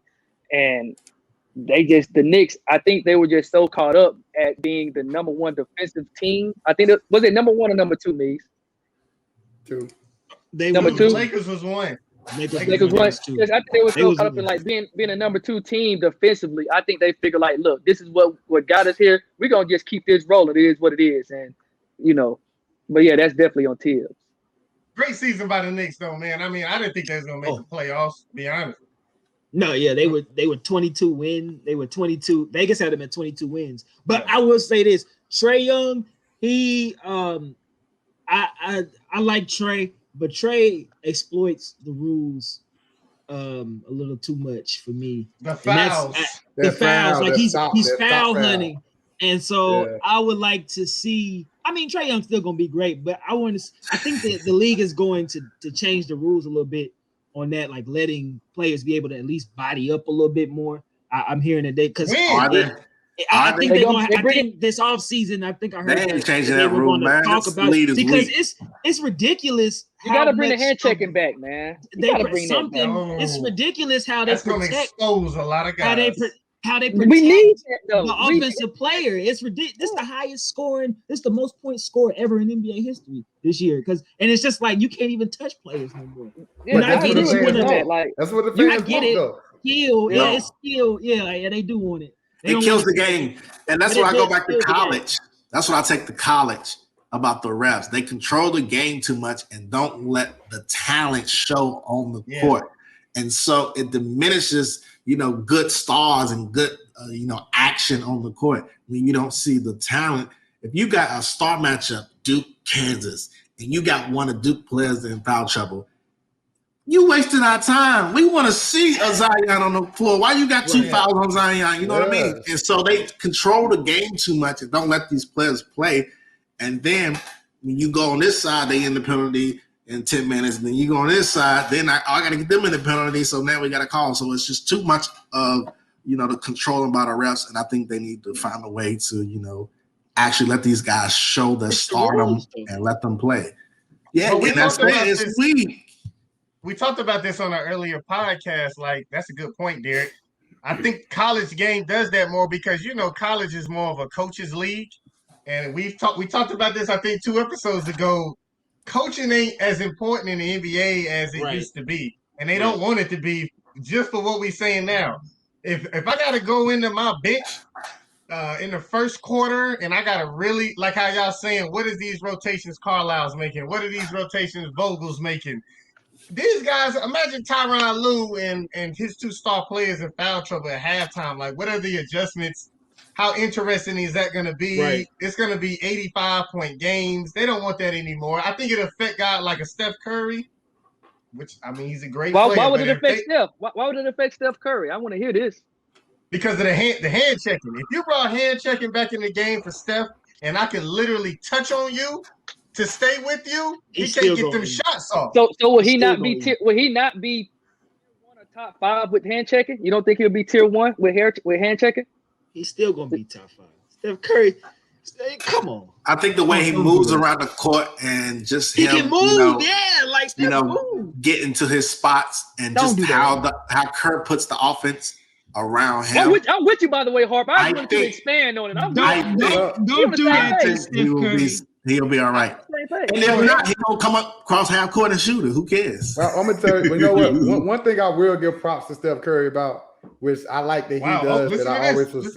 I know this is breaking news, by the way. Look, hold on. This is breaking news, by the way. He's a big critic of Steph Curry. This is breaking news. Go ahead. I'm just saying, it's something that I do like about him that I've always been critical about James Harden, okay?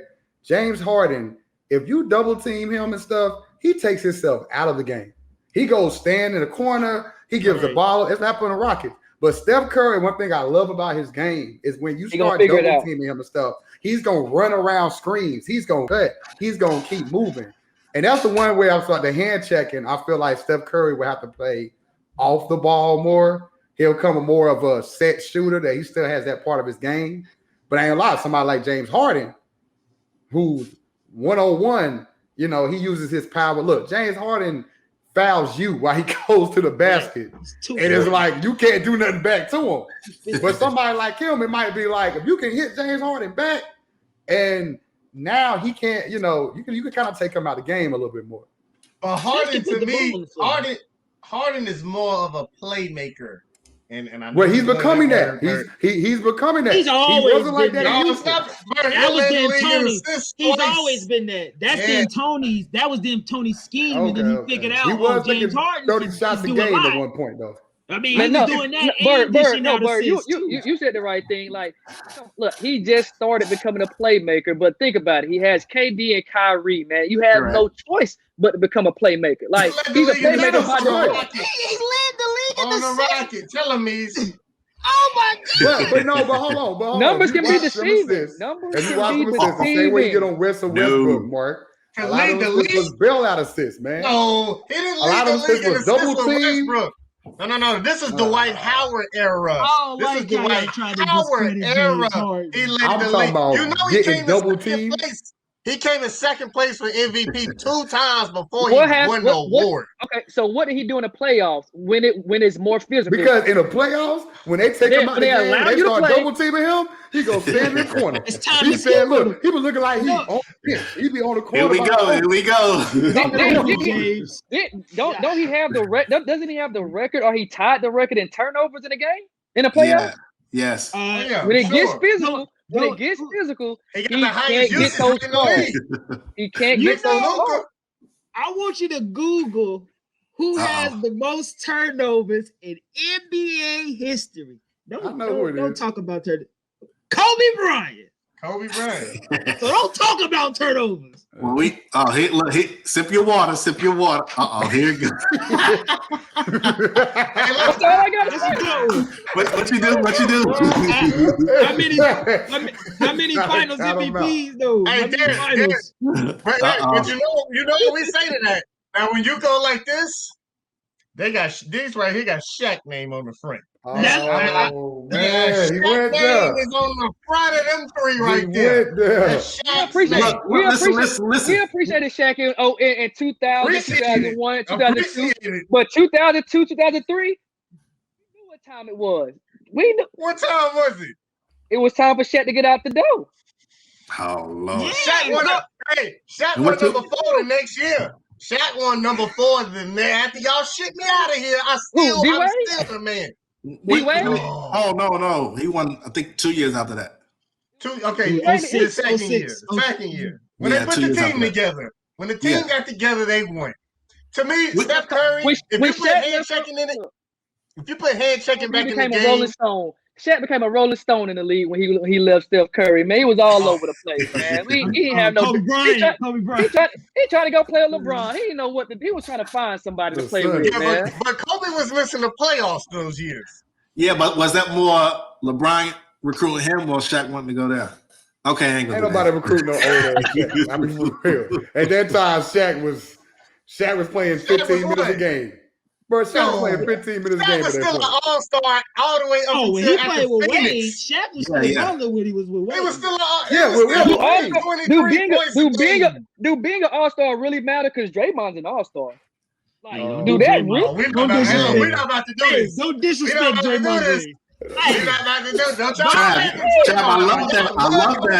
I'm just saying, if we're talking about all-stars, I love that track. Do we hold that much weight to all-stars? Like, that's all I'm saying. I don't get 2016 Game 5. They said Draymond Green. Okay. Let's move on. Let's move on. Not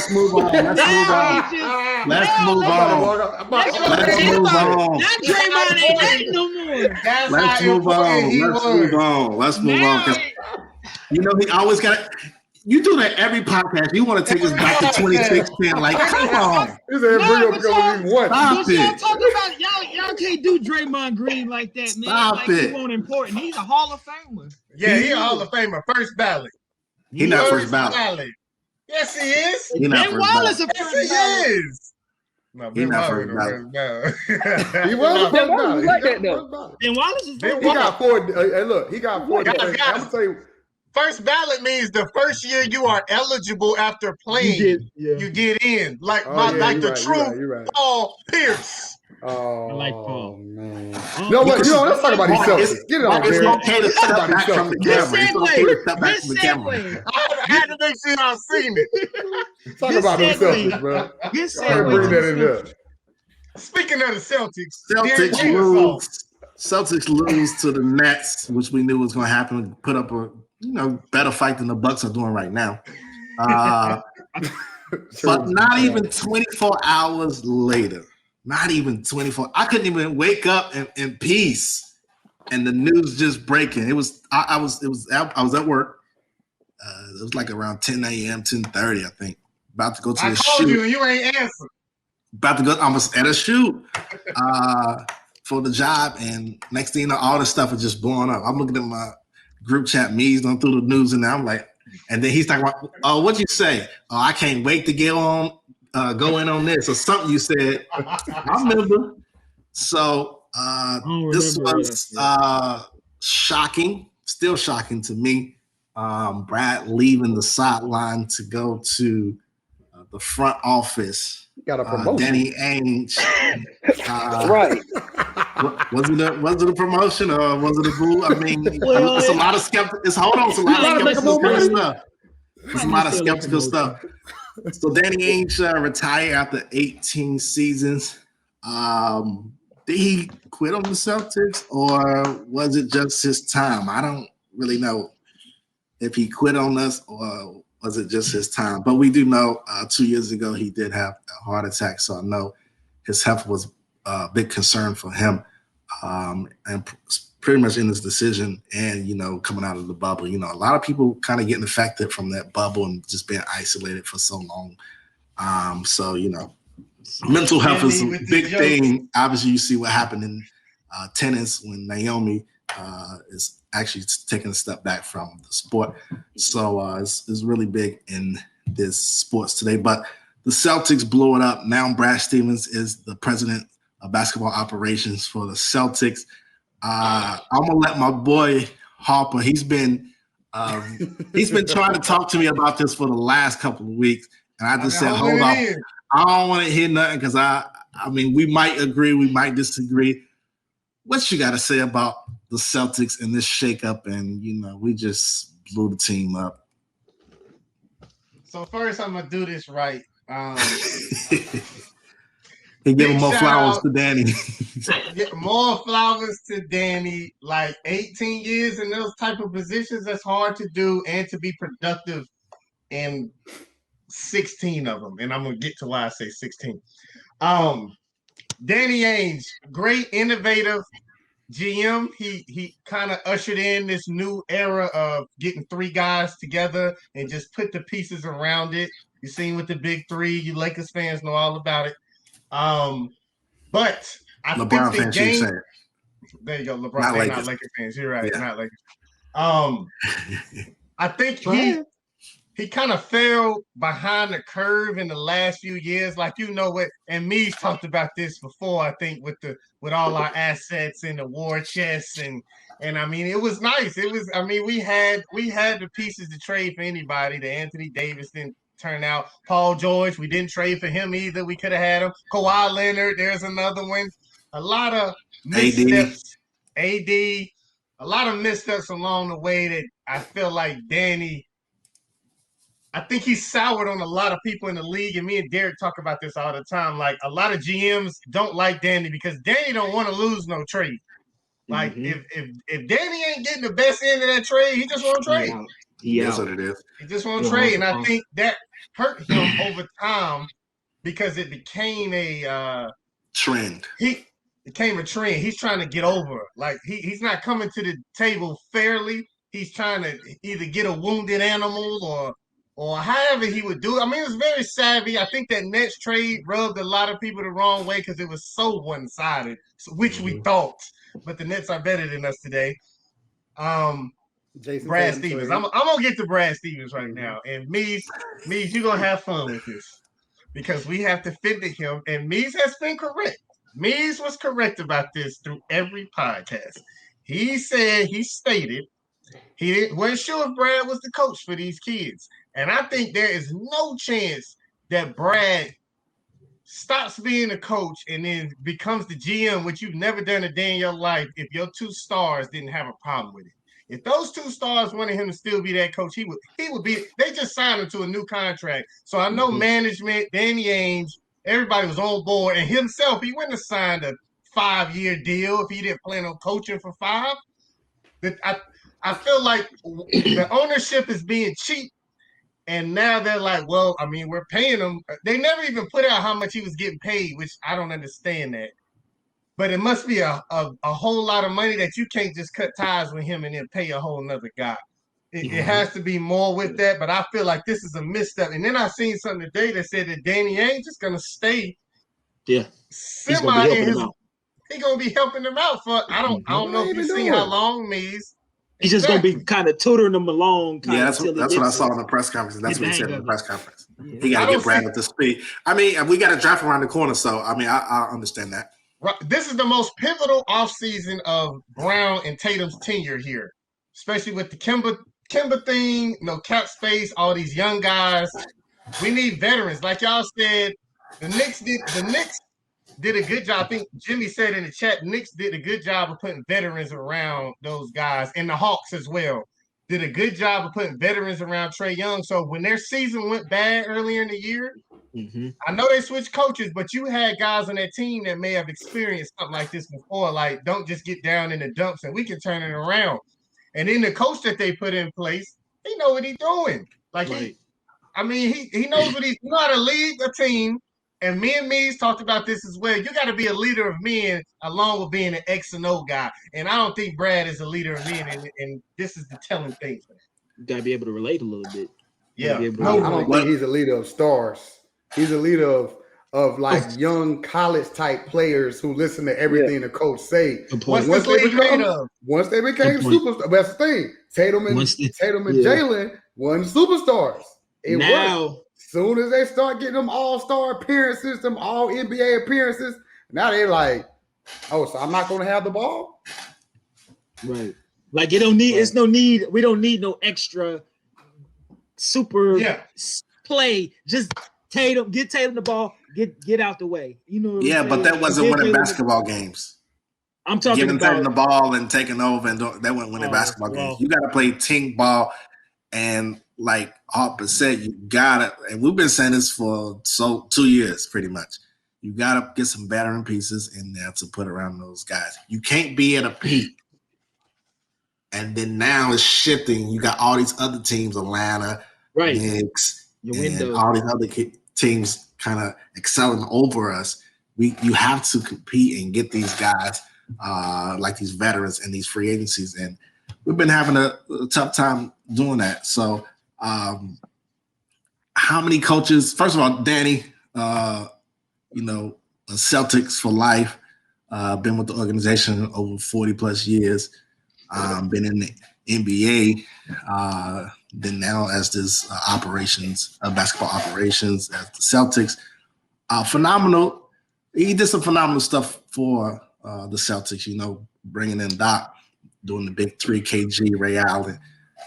Rondo and obviously the Truth, winning that ring, and then making that big trade that people thought it was dumb, and he made a mistake, and then now we got us 2 young superstars, all-stars. I guess I can call them superstars, maybe young superstars, I should say. Yeah. Stars right now. They're stars. Superstars. To come in, and then we had we've been to the East Conference Finals 3-4 out of the 5 years. But I think the last 2 years, he really kind of took a decline on really getting good talent into the Celtics program. And I guess it was hard for Brad to kind of adjust to teaching younger. Maybe he had to go back to somewhat his college days to kind of teach them somewhat the game or the NBA game, and obviously get them in-game action so they can kind of be a part of this system that he was trying to build here. As a head coach, he was 354 and 282, so he's about 55% from his win percentage. But he has a big task to come up, because not only is he the basketball operations, but now he is the guy who has to pick his successor and put him in his role. And so might not be a good thing. The coaches the pool of the coaches now, who would you say the clear favorite? Is it somebody that we really, really like? Because one, Boston might not be the big town where players want to come, but coaches know the organization is a great organization, and that's going to be a hot job to get in this off season. So we'll see what will happen as far as getting somebody in here that can be, like y'all said, a player's coach, and put some fire in these guys and these young I think that's the job for Chauncey Billups. I think that's the perfect job for him, simply because, like I say, I feel like Tatum, like I say, you got young superstars. When you look at Brad Stevens, when he got Tatum and Jaylen Brown, and you sit back and you talk about Marcus Smart, like they were pups, so he was able to have that whole college mantra and kind of use that authority towards them. But now they've elevated. So at this point, I think they need someone who actually, like say, played the game in modern day, understands the player, and has that has that sense for the game. He's a champion. Boston was a defensive team. We know what Chauncey Billups came from when he was with the Pistons. You know what I mean? So I think everything that Boston kind of stands for with these group of people or group of players, I think he'll be just a great fit. That's just in my eyes, though. You know, looking at the overall picture, because when you look at the Nets, who's the Nets coach? When you look at, you know, the Warriors, who's their coach? Like, these modern day players are coming in. I think they're actually starting to benefit more because these younger players, they're not the players of the 90s. Like, these players, you gotta relate. And I feel like it has a pre-bubble because Danny Ainge, first of all, like what he did for Boston, he did an amazing job. I don't care what anybody say. Like you said earlier, Hart, like that big three, it wasn't really no such thing as a quote unquote big three before them. You know what I mean? And you know, by him, yeah, he did love the whole assets. Like, that was one thing I even had a knock on. Like, bro, you gotta get him up. But you know, he put Boston in position to always be in the discussion. You know, now as far as Brad Stevens, him running the show, like from my understanding, and y'all probably could help me out with this, but him and Marcus Smart they didn't get along. So I didn't understand. Like, I'm thinking it seems Smart's like out of here. You think Smart? Smart gone? Smart gone. You think Smart is gone? Oh, he said Smart and Brad didn't get along. Right? Didn't you say Smart and Brad didn't get along? Smart and Brad. You know, I just, you know, he got one more year on the contract. You know, yeah, they probably could get him out of there. But when you got somebody like Jaylen Brown, who, you know what I'm saying, his contract is not up until 2024, like, you got to appease to them. You got to make sure you have somebody in place to be like, look, y'all the guys. Y'all got to go get it. And I just feel like you just need to bring somebody that they can relate to. That's just how I look at it. So I like your pick for Billups. I'm sorry, Brett, I'll let you go.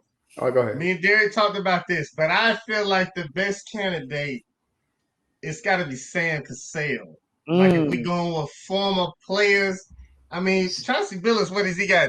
1 year of assistant coaching? Sam's well overdue for a job. Yeah, you're right.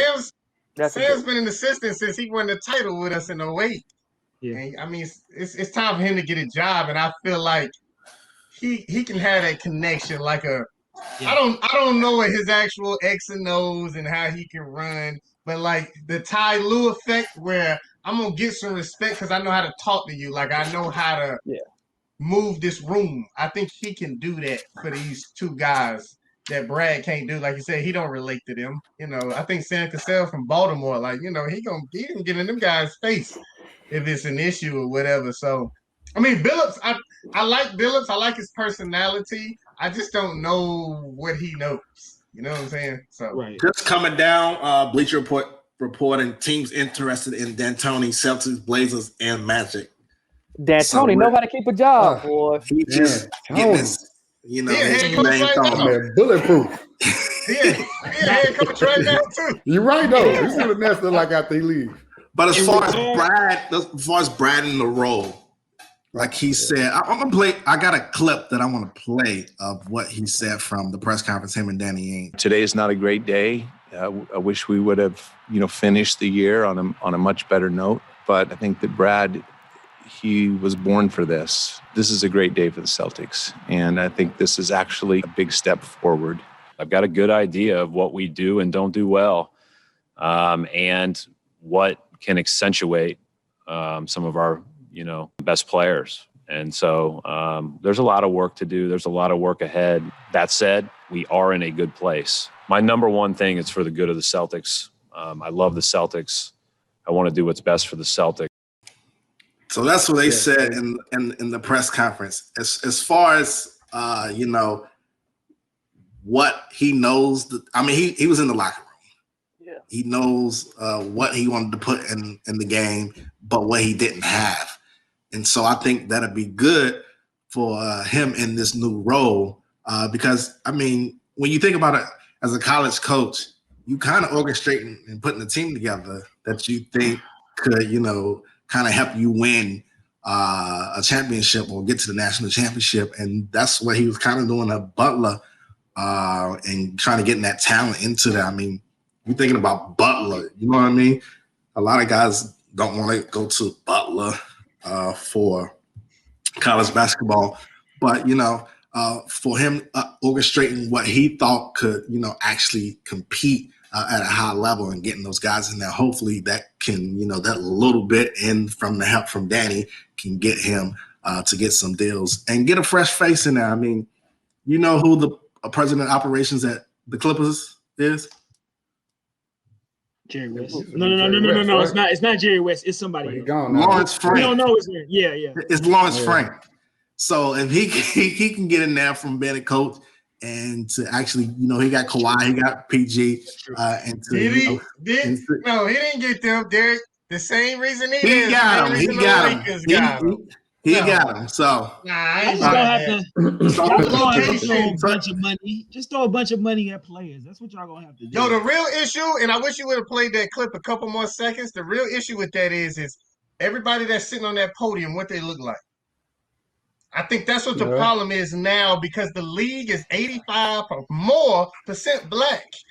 I can't connect with my coach is white, the GM is white, the president is white, the owners is white, everybody out here white. Boston already got this stigmatism of they racist. Not the team, but the city.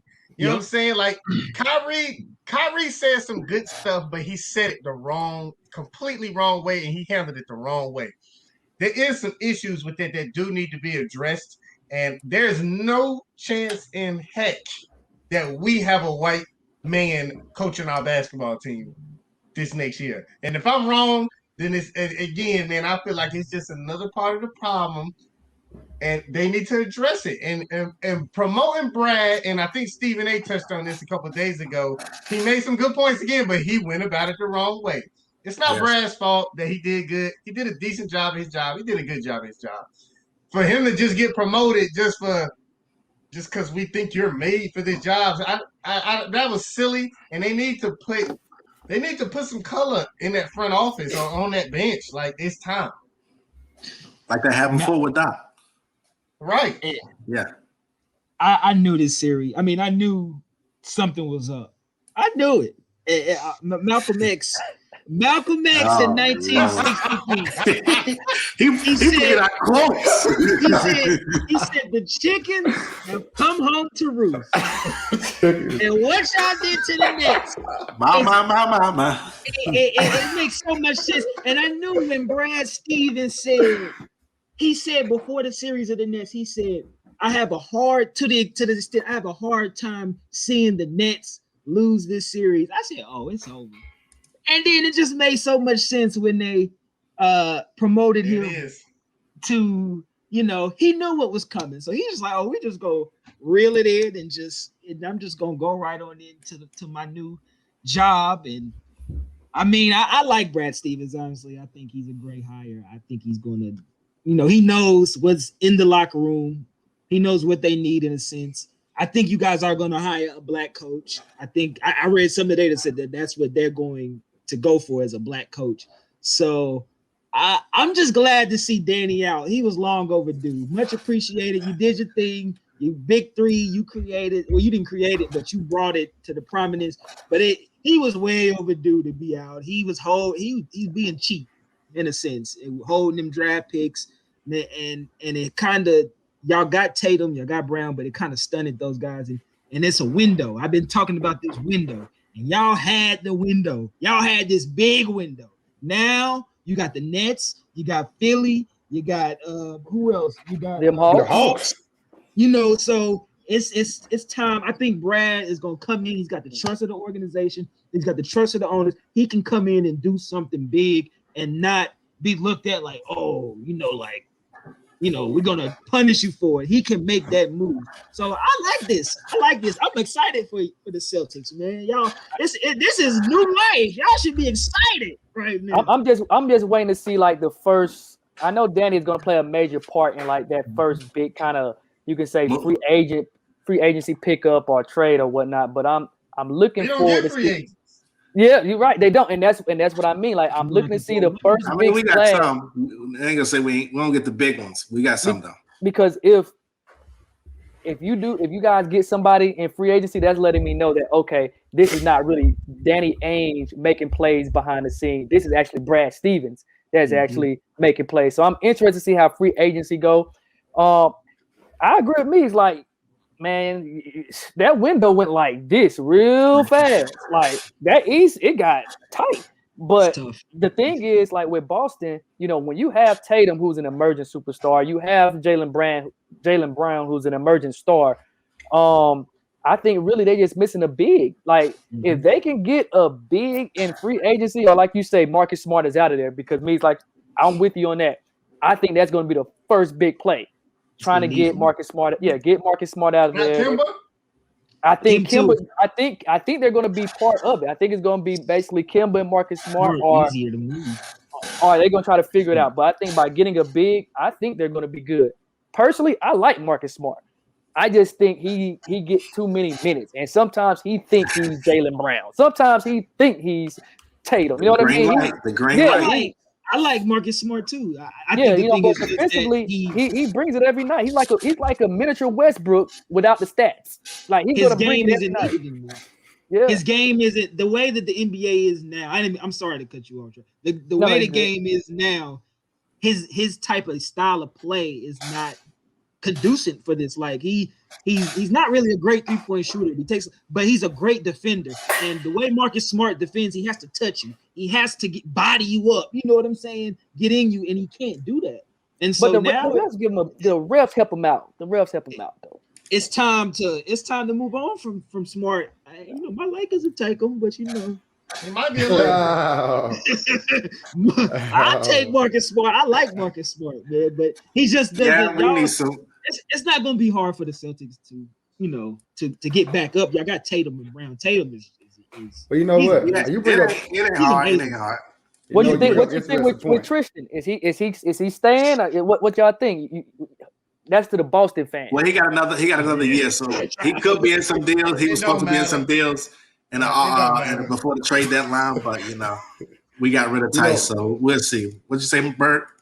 So instrument point, right? We were talking about like Brad Stevens. I mean, I'm trying to connect all this together. We were talking about Brad Stevens not being a superstar coach. One of the things about a superstar coach is not just dealing with superstars. It's about knowing who my best players are and making a system and a roster to go around them. I can't say for sure the Celtics have ever done that. And I don't know, like, what do y'all think would be the best type of system for Jason Tatum and Jaylen Brown? Because I feel like Brad Stevens is more in that college stuff. This is my system. Whoever I bring in here, this is the system you play in. But in the NBA, when you have a superstar, you have to put your superstar in the play. Look at Steph Curry and the Warriors. Look at LeBron James and Dwayne Wade and the Heat. They made it a run and gun type team. Like, you got to look at what your players do best and make a team around it. So Brad Stevens, I don't think he ever made that system as a coach. And so do you think he can put a roster around them? You just need shooters. But he's been disconnected. I agree. That wasn't his job. It's his job now. It wasn't his job. His job to do a system. He had to coach whoever was on the bench. He had to coach. Right, because a lot of coaches don't control the personnel aspect. They just got to do it. Look, LeBron created the perfect system for this type of league. Let me be the superstar. Let me be the star. Let me be the superstar and surround me with shooters. You put shooters around me and allow me to do what I have to do. If you look at it, like, look at all the teams that, are successful. They have shooters around them.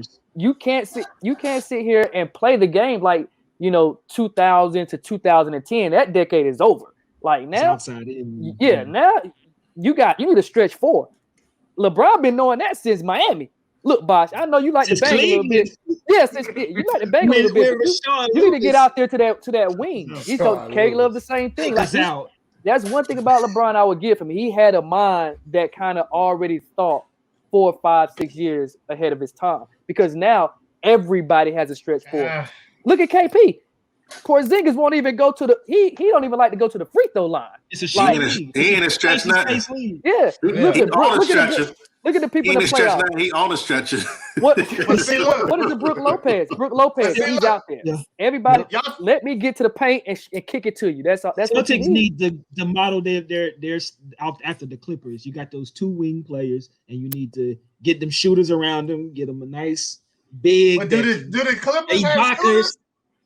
Yeah, They decent. At one point in time, They Marcus had the Morris best the three-point shooter. shooter. They had Marcus the Morris the best shooter. in the league. Marcus had the Morris best is a three-point streaky shooter. They had like the Hey, number Joe one three. They Harris like the and number one JJ 3-point I think they shooter, got like the right? number one At one 3-point point in shooter time in the league, Mark. They were the number. Well, that says a Yeah. lot. team in the league at one point. It was I mean, like it does Jazz. right now. That's probably why they was down 2-0 and you lost last year in the second Well, round. he didn't play Kennard. Kennard, the shooter, and they won't play Yeah. Kennard. He's one of their shooters that they won't. Kennard ain't winning no chip. I say this too. Y'all keep talking about this window But- closed. The style. window closed the first game, first quarter, first offensive possession for us when we put the entire team together. And that year that we had that starting 5, that was considered the best starting 5 in the league. And I think everybody in here was in agreement with that. So a lot of people saying Danny messed up and Brad didn't do this. That was the team. That team we had that year was supposed to be the team to win. And I think with 2 or 3 years with those 5 guys, we could have won something. But that got ruined literally the first day. The first game, that got ruined. Oh, Hayward, Kyrie, Horford, Brown, and Jaylen Brown, and Tatum. Horford wasn't making no noise. He wasn't. He haven't made no. Horford wasn't making no. He haven't made. We're not talking all-stars. We're not talking all-stars. He was better than Porzingis. Finney Smith. He was better. Let's not do that. You're right. Horford would have held Luka today. He better than him today. I'm about to say Horford would have actually helped Luka out. They might need to explore. Hey, look, Horford is better than everybody they replaced Horford with. I'm gonna say that they have never filled a Horford spot. Like what they got, Tice. Well, they messed up when they let Tice. Don't disrespect my boy Robert Williams now. Don't disrespect Robert Williams. But you'd rather have Horford. Don't disrespect. That's on Danny Ainge though. I would rather have Horford. That's on Danny Ainge when you sit back and say they have yet to replace somebody that was equal or better than Horford. Because if that's the peak, if that's the mountaintop, you could have definitely done that. Defensive anchor, man. Like your defense has been the same. No, it ain't definite. It's not definite because of the same problems that your team is gonna have this offseason. You ain't got no money. Like y'all said, I'm gonna see what Danny doing free agency. Yo, we already over the set. We almost at the hard cap. Like we have no money. If we do a sign and trade, we have to literally sign and trade a player in and a player out. We can't just sign and trade a guy in like we have in the past. Because that's why we got rid of Tice. I told you guys. That's why we got rid of Tice. Give us Kimber, and we'll take Jaylen Brown, and we got KP and Timmy for you. I told you we can figure something out. Timmy who? Tim Hardaway. Don't do Timmy like that. Agent. Tim Hardaway Sr.? No. Hey, Hardaway. Don't do my boy like that. No, and that goes back to when he said no money.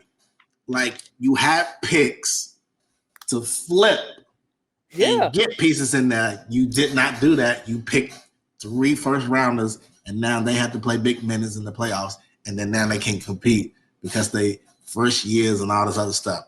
That's why I go back. When you at this level, you get veterans in there, and you trade those picks and get assets in there so that you can compete. That's what we didn't do, and hopefully Brad knows that and comes into this season and makes some moves where we can get good pieces in there.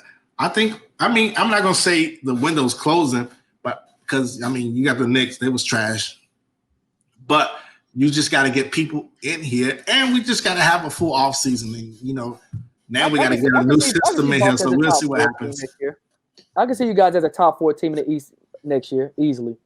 Oh, we will be top 4 in the East. Stay healthy. Guys, 2 hours of podcasting today. We're going to appreciate y'all coming on, man. I thought I had something to play. Just wait on it, man. It's playoff time. Y'all going to get to see Bron come alive.